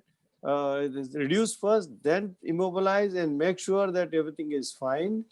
And post-operatively, I feel that in guardsman fracture, you have to use an elasto crepe bandage for 3-4 weeks and maintain pressure on the angles to avoid flare. And one small tip which our boss used to do is, in all guardsmen, all fractures, you put arch bars from 7 to 7 and make sure that you get excellent occlusion intraorally. So the angle, the teeth occlude, both the buccal and palatal cusps are occluding. The inferior border is in proper alignment, lingually, then you get a good reduction. Thank you. And I would like to mention that little overbending of the plate at the symphysis region. Agree. That will always help the cause, yes. Yeah. Okay, moving on. This is case courtesy is Dr. Elevenil. This is to complete. We are moving on from the mandible to the nose now. This is a patient who was operated, history of trauma 17 years back, managed by closed reduction, more of a cosmetic deformity of the nose, and of course, breathing is also compromised. He has deviated septum and a dislocated septum, and diagnosis of a malunited nature fracture of the nasal bone. So, Professor Vivek, what would you think that we should plan in this kind of a situation 17 years before the patient has had a closed reduction, and then he has come to us now with a situation with a crooked nose? My first question is, who is going to do the surgery? Just putting a small controversy here. I think any surgeon, what you mentioned on the screen, maxillofacial, plastic, and otolaryngologist, doesn't matter. But the surgeon should be a trained surgeon and confident surgeon, because it's going to be a challenging case, because functional and aesthetic correction both have to be achieved. Patient complains of difficulty in breathing, and it's a clear case of residual deformity as well. So irrespective of the training background, irrespective of the specialty, the training background is important. In my unit also, we have younger surgeons who does very good rhinoplasties. So similarly, I'm sure many youngsters compared to the senior people are well trained to do this kind of cases. So maxillofacial surgeons, why not? Right. Professor Paul, what would be the treatment plan in this situation? Treatment plan must really address the objectives, and that is the airway as well as the aesthetic concerns of the patient. The cartilaginous septum must be addressed to improve the airway, and the nasal deformity with the buckled nasal bones must be corrected also. Yeah. And Professor Dabi, would you like to add on the septum and how do we address the septum? How do you decide on how much we need to handle the septum as well? Yeah, it's a standard. First, you do a septoplasty, remove a portion of septum, Right. and then you do osteotomy, lateral wall osteotomy of the nose, and reduce the nose and get it straight, and then anchor the septum to the anterior nasal spine. In Bombay, probably we might involve a guy who, we have some guys who are dedicated rhinoplasty chaps. Fine. So I think involve probably, another colleague. Yeah, probably the gist of that is one should know their competency, number one. If you are not competent, don't hesitate to take help. Yeah. Will that summarize what you said as well? If you're not competent to do something, please don't get into it. Please take the help of somebody who knows more about what is to be done for this particular patient. So there's something called Gottlieb's line. This is for the help of the trainees. That deviation anterior to the CL, that is the Gottlieb's line. The Gottlieb's line is from the ANS to the frontal spine. So you do a septoplasty, and any deviation posterior to the Gottlieb's line, you do a submucosal resection and a septoplasty. This is just for anatomical landmarks of where to operate and how to operate based on this Gottlieb's line. So this particular patient underwent, had a buccal septum, and flap is elevated, the septal cartilage was removed. And as suggested by Professor Dabi, now doing the laser osteotomy and reduction with Walsham's forceps, and securing it to the anterior maxillary crest and septum reposition suture. And this was what the patient ended up with. So the nose straightened up completely, and his biggest concern was he could not breathe through one of the nostrils, and his breathing was normal. So this is just to summarize nasal deformity. Yeah, here I would like to mention one more thing. Rather than taking this incision, those parallel incision at the nasal area, we can go through the same incision and use a chisel, which is a safe-sided chisel. One side there is a, and intranasally only we can do the osteotomy. Fine. So open versus closed reduction of nose is a very old literature. This is just to show how the nose is like a tent. So it can just collapse, and that is why it is very important to restore the anatomy of the nose. Okay, moving on up. 21-year-old female reported with a sunken appearance in relation to the right eye. And ORIF was done for the right ZMC about 2 years back. This is from my unit. So we had fixed the right ZMC, and patient reported to us with this problem. So what do you think are the problems that we are looking at in this particular patient, Professor Prabhu? The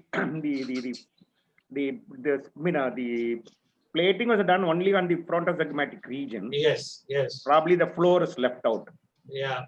And so there is a, deficiency in the, floor where it has sunken down and causes this enophthalmos.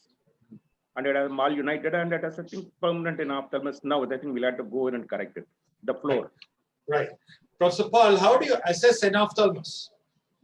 Well, there's two ways. One is clinically the use of a Hertel's ophthalmometer, and the Hertel's is a very useful instrument, particularly for looking at very subtle levels of enophthalmos. But it does take a little bit of practice to use, and it does need to have uh, operator reproducibility. And the other way of looking at it is looking at the use of orbital volumes on a CT scan. Right. And So, both are yeah. important. Right, that's right. So, Professor Ashok, would you also agree where you need a CT where we could assess the orbital volume from the normal side and compare it and see what is to be done, how much of volume loss is there? Yes, of course. And this is actually, I'm very fond of making medical models even in trauma cases, especially panfacial orbit. And it doesn't take much time, and it gives you tremendous information and ability to correct the deformities much better than just imagination. So this is one place I would certainly make a medical model. Right. So role of models is important, especially if it's a late post-operative problem and a deformity where you would like to assess and plan it. Fine. And Professor Vivek, what material do you think that we should use for reconstruction in this situation? We're having a late enophthalmos. Well, we have two options. One is autologous bone and one is titanium implant. Mesh. So it all depends what kind of reconstruction we need to do for the orbital walls. Okay. If more volume in terms of bone grafts is recommended, we have to go for a calvarial graft. Otherwise, titanium mesh would be fine. Professor Rajesh, now Dr. Vivek is very emphatic on saying calvarial graft. Is there any particular reason that you only use calvarial grafts, or why not an iliac graft? Yeah, the chances of resorption are very minimal or not there at all. Okay. Because, and the second option is nowadays we have those ready-made mat pore implants available. That also is a good option. Right. So mat pore is also an option. However, this patient, we did an iliac graft, and so far so good. It's staying well. So we had to augment a little bit of the rim as well, and did a modification to accommodate the infraorbital nerve, and seated well with fixed tension 2 screws. In this situation, you have to approach. What surgical approaches would Dr. Prabhu think of? Hello? I'm not able to hear. One minute. Tell me. What surgical approaches can we think of for the infraorbital and the floor? Floor, we with the subciliary, transconjunctival, and with the lateral extension, or the transcanalicular extensions. Okay. For the floor. Okay. And so one point I would like to add that during the surgical procedure, mirroring of the normal orbit. To correct the injured orbit. Right. So here we've gone through a subtarsal approach and fixed, and well, this was the result that was achieved. Well, she was very happy with this bone graft, and it's about 3 years now and staying good. So here we have used an iliac bone graft. Okay. So this is just to show what would be the algorithm on when you have a fracture of the floor of the orbit. And this is coming from the Craniomaxillofacial Trauma Journal. You get a lot of good articles from Craniomaxillofacial Trauma Reconstructive Journal. This is for the benefit of the postgraduates. You get a lot of very informative material out of this. A 26-year-old patient complains of an asymmetry of the face and depressed eye. And the malar prominence is lost on the left side. This courtesy from Dr. Rajesh Thiravani. Apparently had an accident 6 months ago, but operated elsewhere. Now the challenge here is deficient soft tissue. Left malar is absolutely not at all prominent. Probably no fat around that area. And this is how the situation is. Professor Rajesh, would you like to take over? Yeah. This lady was operated upon, and then we found that there was a loss of fat and there was a depression out here. At the same time, probably there was a concomitant arch fracture, which was not addressed at the first go. And then we decided, and this lady wanted to have the scar correction also. There was a huge scar. So we thought probably we'll take this approach and simultaneously do the correction. And then the second approach for correction of zygomatic arch, we took the preauricular with little advancement so that we get a proper exposure. It was a preauricular incision to expose the arch. If you see here, there was a lot of depression out here, and there was laterally there was expansion because of this not correcting this. So it caused a lot of asymmetry, and this lady was very much concerned about this asymmetry at the zygomatic arch region, which gave a little more prominence at the lateral side, and this hollowing beneath the eye. So that was the main concern she had. Right. Now the question to the panel, Professor Ashok, how would you take this forward?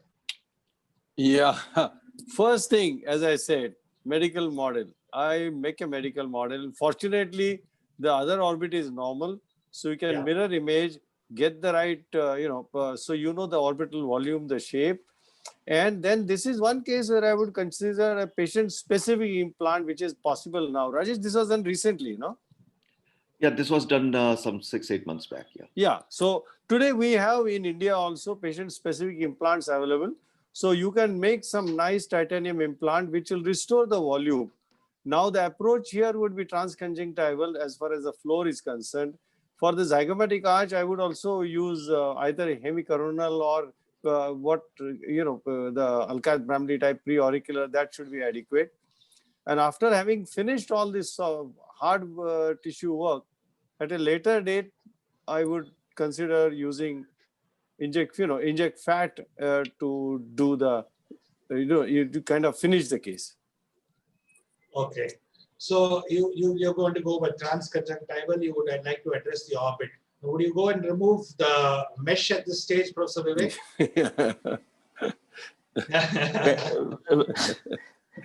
It will be a horrendous task to operate on this lady. Yes. Not an easy case to take up. I'm sure Dhiravani sir would have done his best. Always this kind of cases, first attempt would be the best attempt. Probably it could, all this residual deformity could have been avoided by using probably an extensive approach to begin with, a hemicoronal combined with maxillary vestibular and infraorbital, one of those subconjunctival or transconjunctival or subciliary. Probably bone graft would have helped, and proper reduction also would have helped to begin with. No, I think this is the problem that we face in some parts of our country, where people are not able to access us, access the appropriate place, and affordability and all those things comes into play. Professor Paul, your experience on removal of meshes like this? I think it's the same as everybody else's, judging by the cases that I saw there. I mean, it's a total nightmare, and I think that's when we're talking about future type things, then we need to think about what might happen if we need to take these things out. And those meshes are intertwined soft tissues. And I think that's why we've gone away from them with the ProClast or the titanium reinforced ProClast, simply because removing them was such a great difficulty, and the risk to the globe is actually very high with removing those types of. Professor Ashok, would you think of a simultaneous soft tissue and hard tissue in this particular case, or would you like to do a staged procedure? Yeah, in my little experience is that we always use the fat at the end. Injecting fat or fat graft, because when the area is so widely open with these various approaches, infection can get in. But you can do it simultaneously also. It's left. But just give me 30 seconds. It is very easy to say, but many times, with a massive bad injury, it's sometimes you have to do secondary corrections. So we have to accept that one can't really do everything in the first go. So, Professor Rajesh, you can take us through quickly. We are slowly running out of time, so we'll just punch through quickly. So, through the same incision, we have opened up and removed all these plates and went for an osteotomy of the body, and at FZ junction, as well as at the zygomatic arch, was refractured and realigned with the plates. And that is how we got the symmetry. And then this was addressed later because if we give the fat graft, it might get resolved. So either you go for a fat graft, you just harvest the graft through cannula, centrifuge it, and then inject it, or you can use a derma filler at a later date. I don't think it's going to give you a good result this time. Yeah, I think that's the consensus, that you could do the fat a little later once you know how the bony anatomy is controlled. This patient complains of an asymmetry of the face due to hollowing around the right eye and increased malar prominence. It's then after an RTA 3 months before. And if you see here, again, a similar situation that was on the other side, but here it's a malunited CMC fracture with the loss of prominence, and the arch is also collapsed. So, Professor Prabhu, how would you think that we should go? It's a three-month-old CMC which is not addressed. The same thing what we discussed, like it's blood to do osteotomy there on the zygoma. Yeah. And I lost osteotomy on the zygoma, and then make the malar prominence to the and to the arch separately. Again, it is the osteotomy and refixing it. Okay. Professor Paul, do you think that you will go with a refracture, or you would consider an osteotomy of the zygoma? Normally, I would prefer an osteotomy rather than a refracture on these, so you can actually control the osteotomy cuts a little bit better rather than trying to refracture through that sort of woven, non-organized, sort of bony callousy type areas. So it's oftentimes, I would prefer an osteotomy if I was not going to do some onlay grafting, but this one would need an osteotomy with bone grafting as well. Fine. So as Professor Ashok always keeps telling, models will play a very important role in this particular case. And grafting or no grafting, your take, Professor Vivek, on that? It depends on the elevation, what you want to achieve. Probably if the gap is minimal with only rotation element, you may avoid a bone graft. But otherwise, we can harvest a suitable graft from the other side of the tuberosity region or the mandible. Mandible is a good source, either symphysis or in the ramus area. So it depends on the gap available once you've done the osteotomy and refixed it. Would you also consider any medpore which is pre-formed and available to increase the malar area?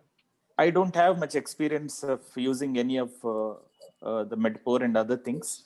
Fine. So probably the senior faculty should be able to answer that. Professor Ashok? I use medpore, but I would not combine surgery. Medpore would always be a secondary procedure. Fine. When everything is clean, sterile. So as far as possible, if you can take an autogenous graft at the primary stage, would be more ideal rather than considering alloplastic material. And if it's a late process wherein you still find a defect, at that point we could probably consider such implants. So here the options is correction of the depressed malar prominence, and onlay grafting and osteotomy was done. Professor Rajesh, you could just quickly take us through. Yeah, so we have taken incision intraorally, and then we have gone through the body of the zygoma, connected with the lateral part of the orbit, and then we have opened up through the, again, semicoronal approach to open up the zygomatic arch, and took one incision there. Osteotomy cut was made there and at the FZ junction. And then this, you can see the cut, and then he fixed with the L plate. And there was a defect. As this part was open, so we have harvested one Calvarian graft and fixed it in this defect, so which will give further fullness to this infraorbital area. Yeah, I think it's excellent results at the end of the day. Whatever has been done, the symmetry is beautiful. So I mean, a late refracture probably, and then so we have two opinions here. One, some wanting to do an osteotomy and some wanting to do a refracture. I'm sorry. So this is the AO from the AO side. orbitozygomatic osteotomy. So different osteotomy cuts for the zygomatic osteotomy. Moving on, we have a pediatric patient with an RTA and with a fracture of the body. It's a body of the mandible fracture here. And I think there's a gross displacement of this mandible. Case courtesy, Dr. Ashok. And this patient ended up with a huge laceration of the tongue. And this patient has been treated by open reduction and as well as the tongue being sutured wonderfully. Now, this is the picture that we are having of this child who has had a single plate. My first question to Professor Paul, would you have handled this conservative or surgical? I think the amount of displacement, even though you can handle a lot of fractures in children very conservatively, I think the amount of displacement in this case has made that very difficult to do non-surgically, and I think surgical option was required in this case. Professor Prabhu, if you're not doing a surgery option, what conservative modality would you have adopted? A splint and a circumferential wiring of the mandible. If Okay, it is able to reduce, Yeah. if you have a good lab technician with you, and you can extend the splint and reduce the fracture and then put a circummandibular wiring. See, we were all taught of doing only acrylic splints. Any role of metal splints in this for more stability? I think it's only 3-year-old child. An acrylic splint would have been much, it's more useful than the metal. It takes a longer time to get the splint done. Okay. But as the fracture is reduced early, then it is easy, the acrylic. So you will just do a circummandibular wiring and just leave it. Professor Rajesh, now that a plate has been used, I see a very long plate also. I see 3 + 3, 6 screws there. What precaution that we need to take in this situation? First and foremost, we have to see the tooth buds, the permanent tooth buds that we have to. So we need to use a very small screws, or if possible, try to use the plate, fix the plate away from the tooth buds, looking at the X-ray, and preferably use a resorbable plates, which you need not to remove it later. Okay.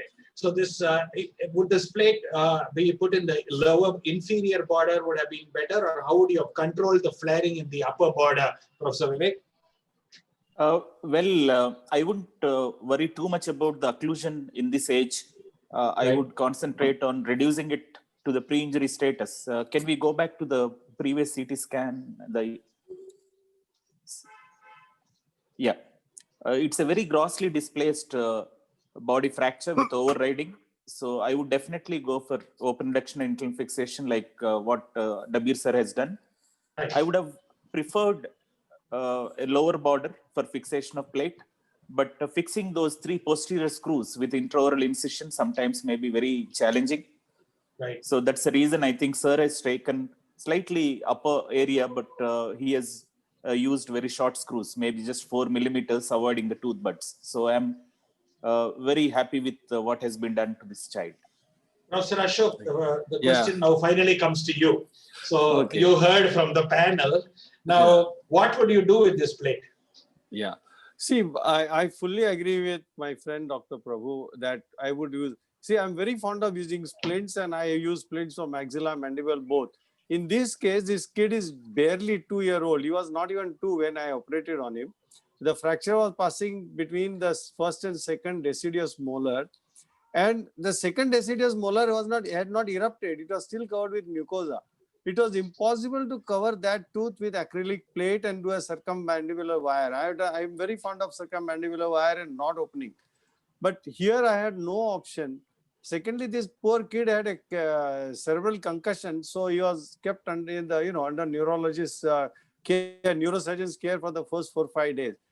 So we had adequate time to do everything, but it was not possible to make a splint. So if you look at his sections, the beauty of a pediatric mandible is the outer cortex is pretty bulged out.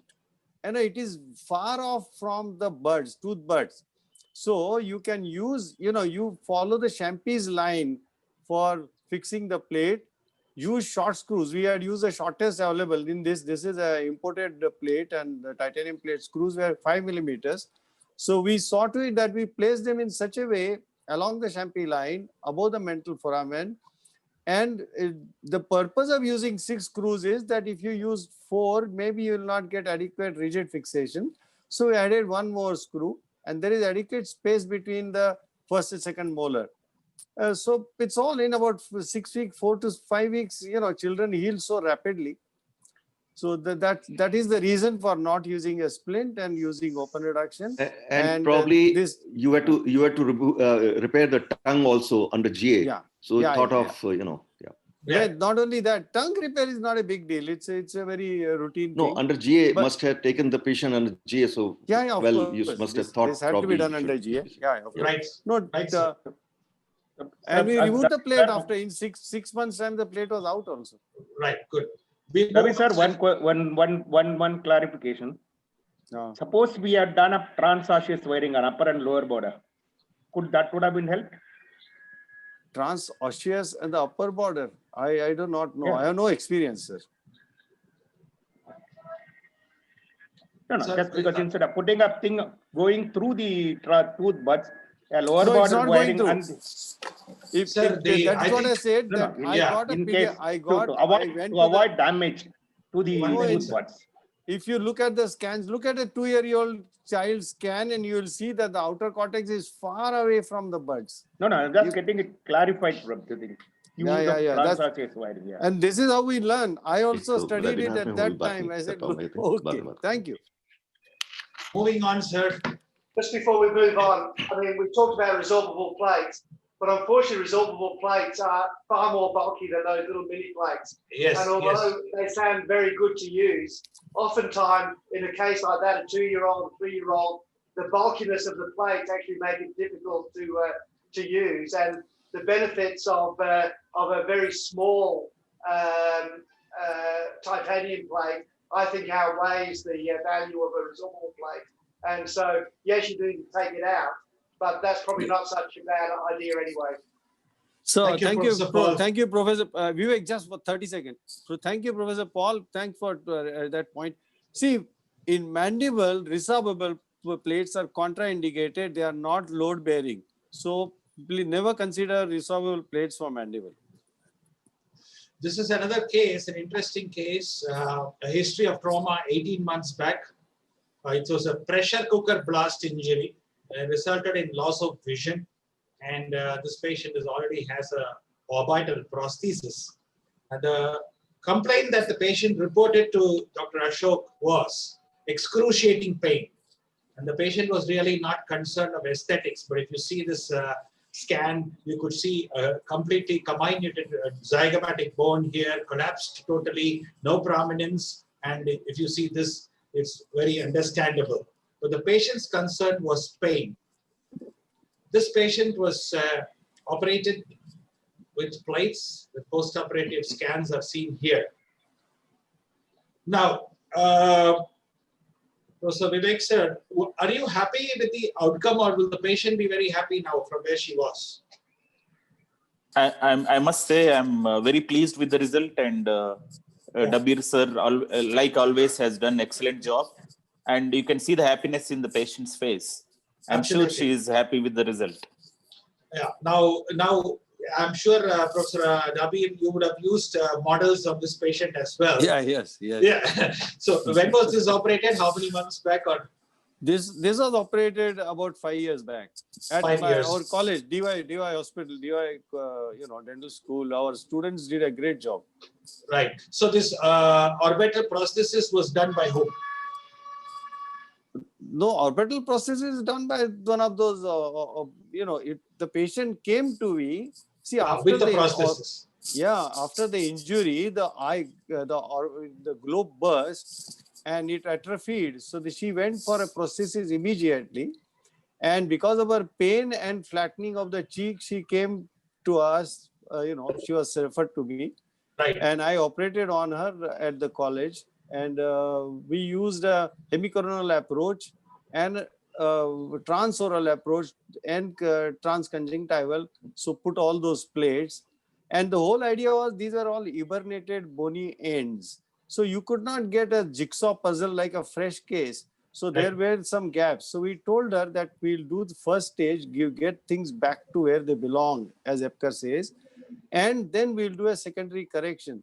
But after the first case, she says, when I look straight, I look okay. Only when I look up, I shows a little odd, but doctor, I'm not bothered. So this I purposely put the second picture to show that when the patient is looking straight, it looks fine. When you make the patient look up, then you see a little ectropion. Professor Paul, I would like to ask you one question. This patient reported with a complaint of pain. It is not even the aesthetics. So what do you think could be the causes of the pain? I think when you're looking at pain and trauma, there are probably a couple of things that you need to look at.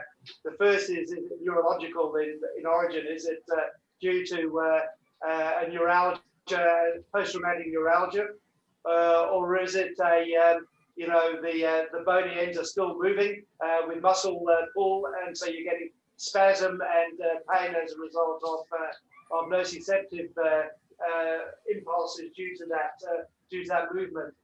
Oftentimes in trauma, though, it is a neuralgia type pain, but there are a number of things in order which we haven't got time to go to today that you would use to assess the pain. Fine. Professor Rajesh, would you think of any other procedure for this girl, or as Professor Ashok said, she's very happy. Do we think that we need to do anything more for her? Yeah, I think there's some kind of dystopia still there on the left side. So we might graft the orbit and raise it a little bit. Fine.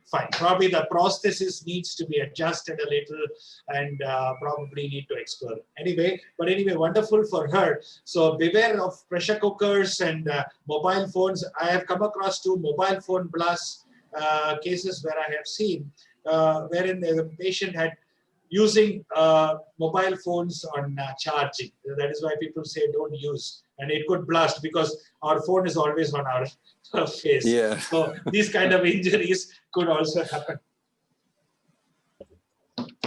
Moving on, we're coming to the last case of the session, and I think we are almost exactly at 1 o'clock. Very good. So we are in the last case. This is a case from my unit. This patient is still there in the ward. We have a 21-year-old patient with an RTA, sustained head injury. So SAH, EDH, STH, you name it, you have it. So this guy is neurologically recently given fitness. But he's got a comminuted left frontal bone, medial wall of orbit, left zygomatic buttress. But the concern now is persistent CSF rhinorrhea. So that's the concern. This is his scan picture. I'm unfortunate that I don't have the other sections here. You see the fractures that I described are here. The frontal bone, the medial wall of the orbit has got a zygomatic or complex fracture as well. Question to Professor Paul. What investigations are we looking at this situation? This is 15 days old. He's had persistent CSF for about 5 days. It stopped and restarted. The neurosurgeon has told at one point you can take up for surgery, and they said at one point don't take up for surgery. But here my concern right now is what are the investigations that we need to think of in this situation? Well, you just want to make sure that it is CSF and not something else. That's the first thing, the simplest thing. And then you'll need to find out where the site of the leak actually is. And there are a number of techniques for looking at that. The age-old one of using fluorescein to see where the leak actually is, and then decide what you want to do with it. So really, they're the investigations. What is it, and where is it coming from? Right. So Prabhu, what medications do you think that we could give? What are the role of medications? What medication we must give in this situation where there is a persistent CSF leak? Diamox, acetazolamide, to reduce the pressure. and the mannitol. That is Mannitol. the two things that we give for the CSF leak to correct it medically. Professor Vivek, any specific antibiotic that we should think of in this situation? Anything that is very specific?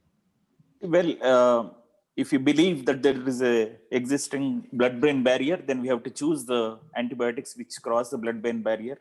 Right. Penicillins and sulfa group of drugs. But Fine. According to Fonseca, we can give even anti-leprosy drug, rifampicin. Rifampicin works very well in prevention of meningitis. Probably if we are planning for intervention of zygomatic complex fracture, we can invite the endoscopic ENT surgeon to repair the CSF leak at the same time and manage both the situations. Yeah. Professor Rajesh, if we are going to go for an intervention, we probably have a neurosurgeon with us, maybe, most probably, always, and the maxillofacial surgeon. What do you think would be the ideal way of closure of this leak, and in your experience, what do you think would? Yeah, I think pericranial flap is one thing which neurosurgeon, if he takes up, probably pericranial flap. Secondly, if it is posterior wall of the maxillary sinus which is leaking, or if it is, there is a fracture at the cribriform plate, we might go for a neuro patch, or we can do it ourselves, and the cranialization of the frontal sinus. Yeah, cranialization is very important. That's a very important thing that we need to take in mind. My question now to Professor Ashok is, supposing we leave the leak untreated, what complications could happen intracranially further later on? Okay, how can you leave the leak untreated? No, I'm just asking you a situation. Okay. No, see, there is retrograde infection of the CNS, that's what. Which can be life-threatening. So it has to be treated. I know it's a very challenging thing. You know, the whole unit, neurosurgeon, ENT, everybody gets frustrated because it starts, it stops, it starts, it stops, and you can't locate where it is. Time is the only thing which heals. Ultimately, somewhere fibrosis occurs. Till then, you got to keep that patient in good health and in excellent antibiotic coverage to avoid meningitis. And supine position with little head up. Absolutely. Professor Paul, how long will you wait when there is a leak? These, as in this case, you can find leaks will appear to stop and start again, but you probably wait at least 4 to 6 weeks before you go in. Okay, so you do a delayed. Yeah. So okay. So once the neuro's problem settles, the management of our maxillofacial injury, we could wait for about 4 weeks. Is that what you say? Yeah. Fine. Yeah. There are two schools of thoughts behind it. I would like to mention. Yeah, there are two schools of thought. Particularly in Lefort 2 and Lefort 3, if there's a fracture of the cribriform plate and CSF rhinorrhea is continuously coming in, wait for 2-3 days, 4 days. Sometimes neurosurgeons, they don't allow you to operate, and we have lost a couple of patients waiting for 3 weeks and 4 weeks because of the retrograde meningitis. So in those cases, if you reduce the fracture, immediately you find there is no CSF rhinorrhea immediately. You know, so in some cases where particularly the cribriform plate is fractured, if you diagnose, it is always better to take up these patients for reduction as early as possible. Right. Wow. So anyway, this patient is still untreated right now with us, and this is what do you say, an algorithm to tell us on literature suspicious leak beta transferrin and what are the sequence of things that should be done when you have a persistent leak, and when to do a surgery and not.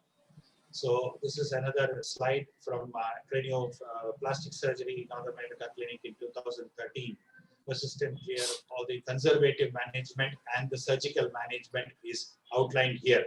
And I would like to emphasize here, role of endoscope is a very important aspect in such situations. And we have a good endoscopic surgeon who, especially your ENT colleagues, they are all very trained in moving into the sinuses with ease. I think it plays a very important role in such situations. On this note, the ultimate outcome for patients with craniomaxillofacial trauma is less dependent upon the occurrence of complications and more upon the recognition of the pitfalls during treatment and management of complications when they inevitably occur, by Brian Bell. There are surgeons who will see faults everywhere except in themselves. They have no questions and no fears about their abilities. As a result, they learn nothing from their mistakes and they know nothing of their limitations. Atul Gawande. Thank you, Tamil Nadu and Puducherry Eomasai chapter. And my special acknowledgement to the entire panel for being with me so patiently and answering whatever questions possible. We have a lot of questions though. I'm just ending my presentation. We will have some discussion for questions. So at this juncture, I'd like to thank all the panelists for taking their time and having a wonderful discussion through these 15 cases that we discussed today. I thank the President and the Secretary, Tamil Nadu and Puducherry Eomasai chapter for giving us this opportunity. I thank the audience and I see the participants, hardly 20 have moved out. We've had 300 plus throughout the webinar, which is very satisfying and gratifying. A special word of mention to Dr. Ilavenil. She is not present here, for helping me prepare this presentation in a short time. We've been having private meetings to compile this presentation and put all these things together. Thanks to all the panelists for sending their cases. No offense meant if some of your cases were not included. We had to look into the different variety of situation that we had to keep. And keeping in mind with the time, once again, appreciate your patience. Thank you very much. Thank you. Thank you. Thank you. Thank you. Now, sir, to the panel, Jimson, Dr. Jimson, if you are here. Yeah. Dr. Suresh has handled a lot of questions. Suresh, you could also come on screen. Yes, Vivek, I'm here. Suresh has almost made our job simple by answering about 9 or 10 questions. To some extent, yes. Yeah. So, hey, come on. don't be so modest. But however, I have some questions here. Opinion on placement of a drain after a retromandibular incision routinely. Can it prevent salivary fistula?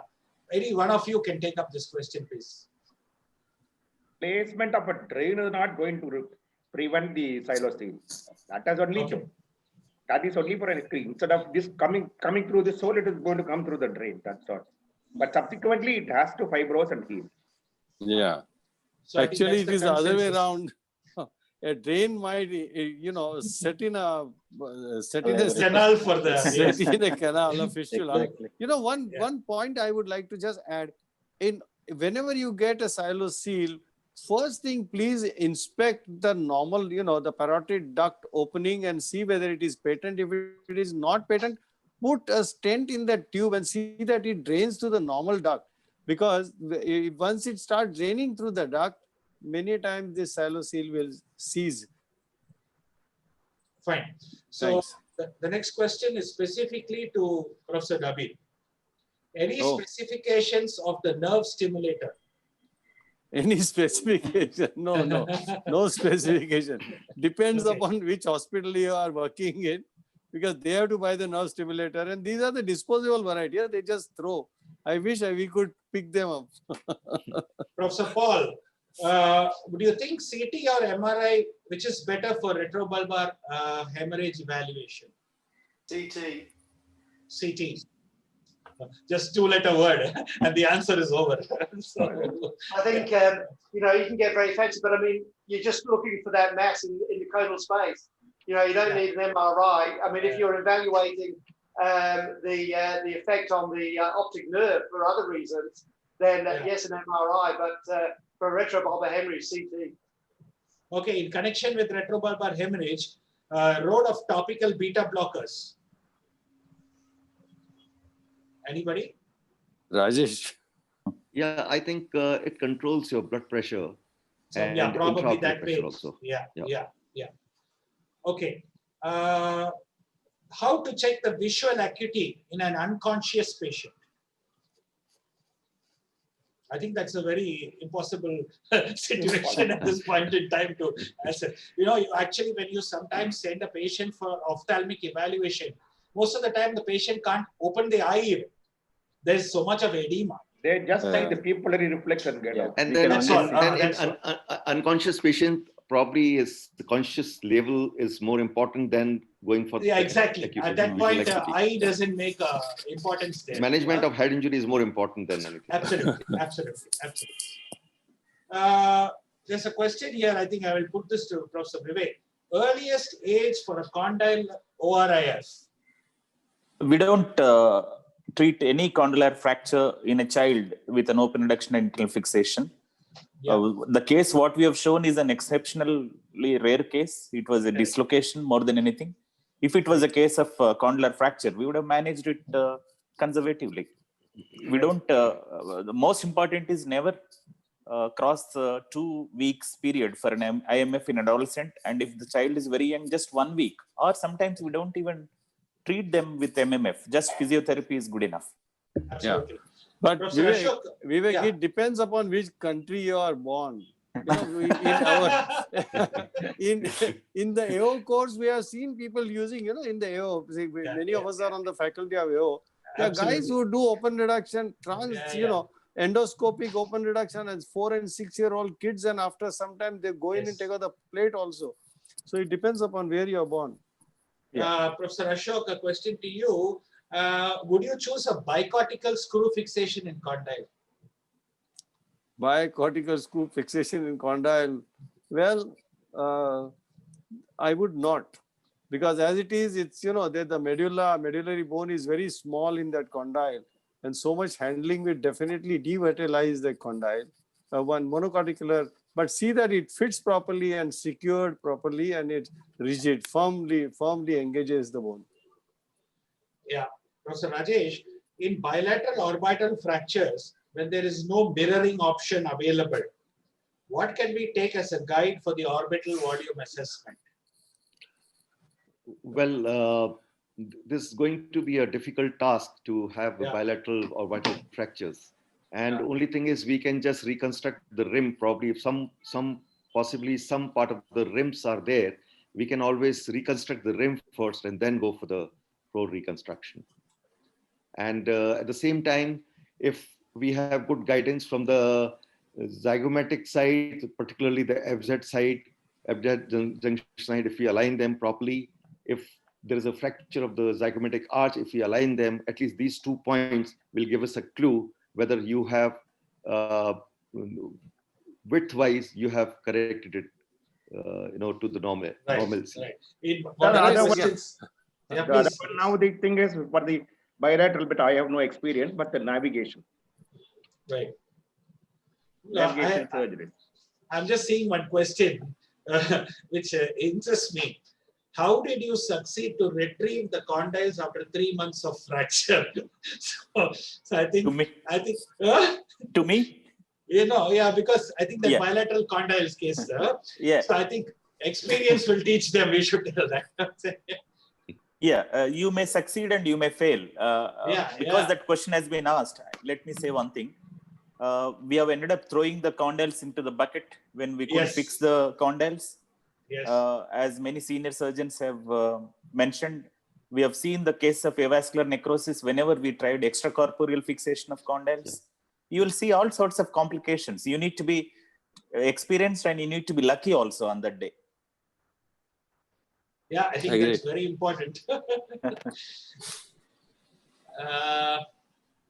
Can we not build up a depressed malunited zygoma with Medcore? We've already discussed that. Yes. I don't think there's anything more, Suresh. No, Vivek, we are done actually. Dr. George Paul has written, it was a very nice discussion. Thank you. Wishing you all a very happy New Year. Thank you, George. Happy New Year, George. Thanks, Georgie. George. One question, yes, I can put this. How often can a sphenozygomatic suture be reduced in ZMC fractures? And is there any on-table parameter to see if the fracture is reduced given its unilateral ZMC? Yeah, very good. Superb. Excellent. can I answer that? Yeah, please, please. Well, if you look into the AO manual, it will say 5-point fixation. Very rarely we can go ahead and fix that suture, but usually it is not necessary. From your eyebrow incision or blepharoplasty incision, you could go and check whether the reduction is properly achieved or not when you are in doubt. So that's it. It acts as a keystone or a checkpoint for your accuracy of reduction, but you don't have to necessarily go and fix it all the time. Very, very rarely you may have to fix it, and it is not that simple also. So, but exploring the lateral wall is good, no, sir. If you feel that, yes, you could easily aligning one of those the two incisions. Making sure that it is in alignment. Sphenozygomatic. Yes, Sphenozygomatic sutures. Yeah. Excellent. Excellent. I don't have any more questions, Jimson. Okay. Vivek, can I just say something? Please, sir, please. Yeah. Anyway, thanks for this wonderful opportunity. Though I'm not, I won't fit into the other panelists. I'm not that senior. You have accommodated me. Thank you very much for that. And if somebody refuses to discuss their complications, and if some surgeon says, I don't have any complications, don't believe. Either they are not operating, or they are lying, or they must be gods. They must be outstanding surgeons. Outside the theater.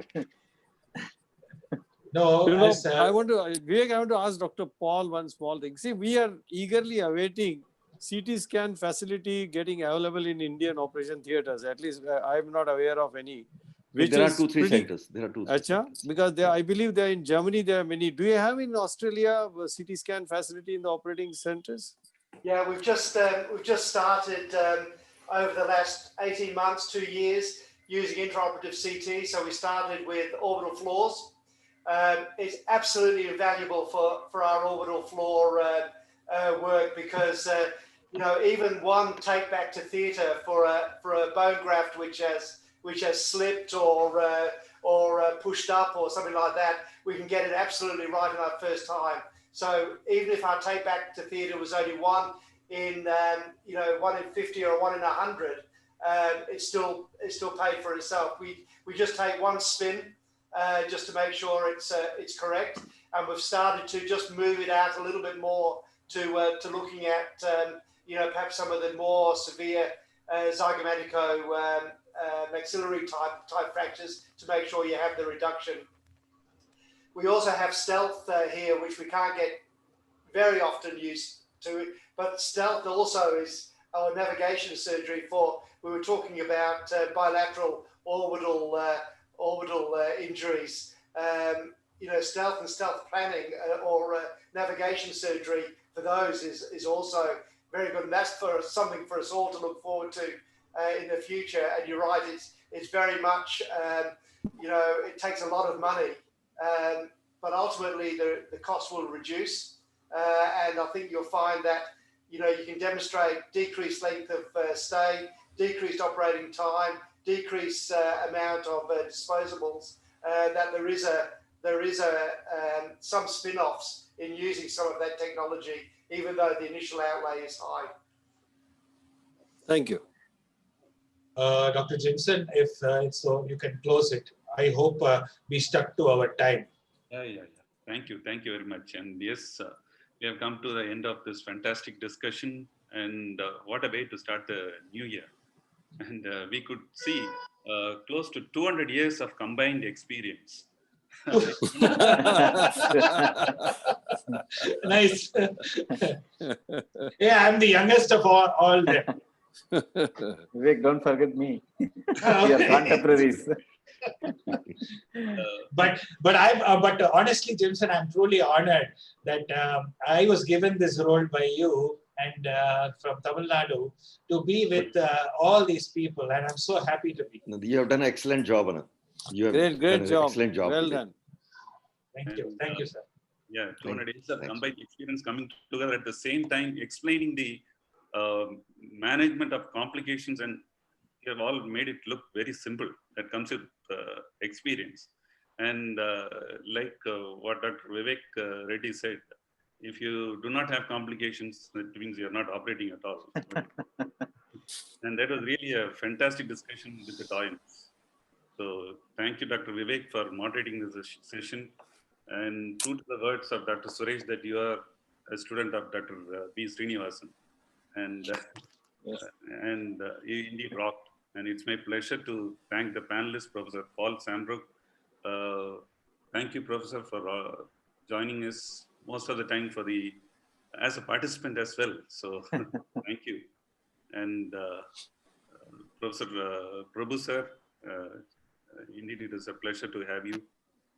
Professor Dabir, Professor Ajish Diravani, and Dr. Vivek Reddy. Thank you all for the wonderful contribution and spending your valuable time with us. And thank all the participants for joining the learning session.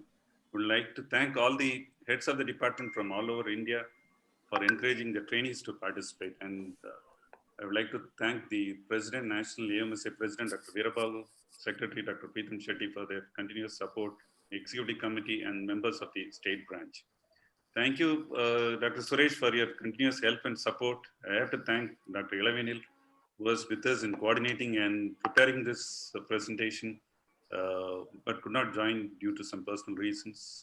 And would like to thank Dr. Senthil Murthy also. Thank Mayank and Chandru from Stryker and the Craniofacial Academy of Stryker for your continuous support.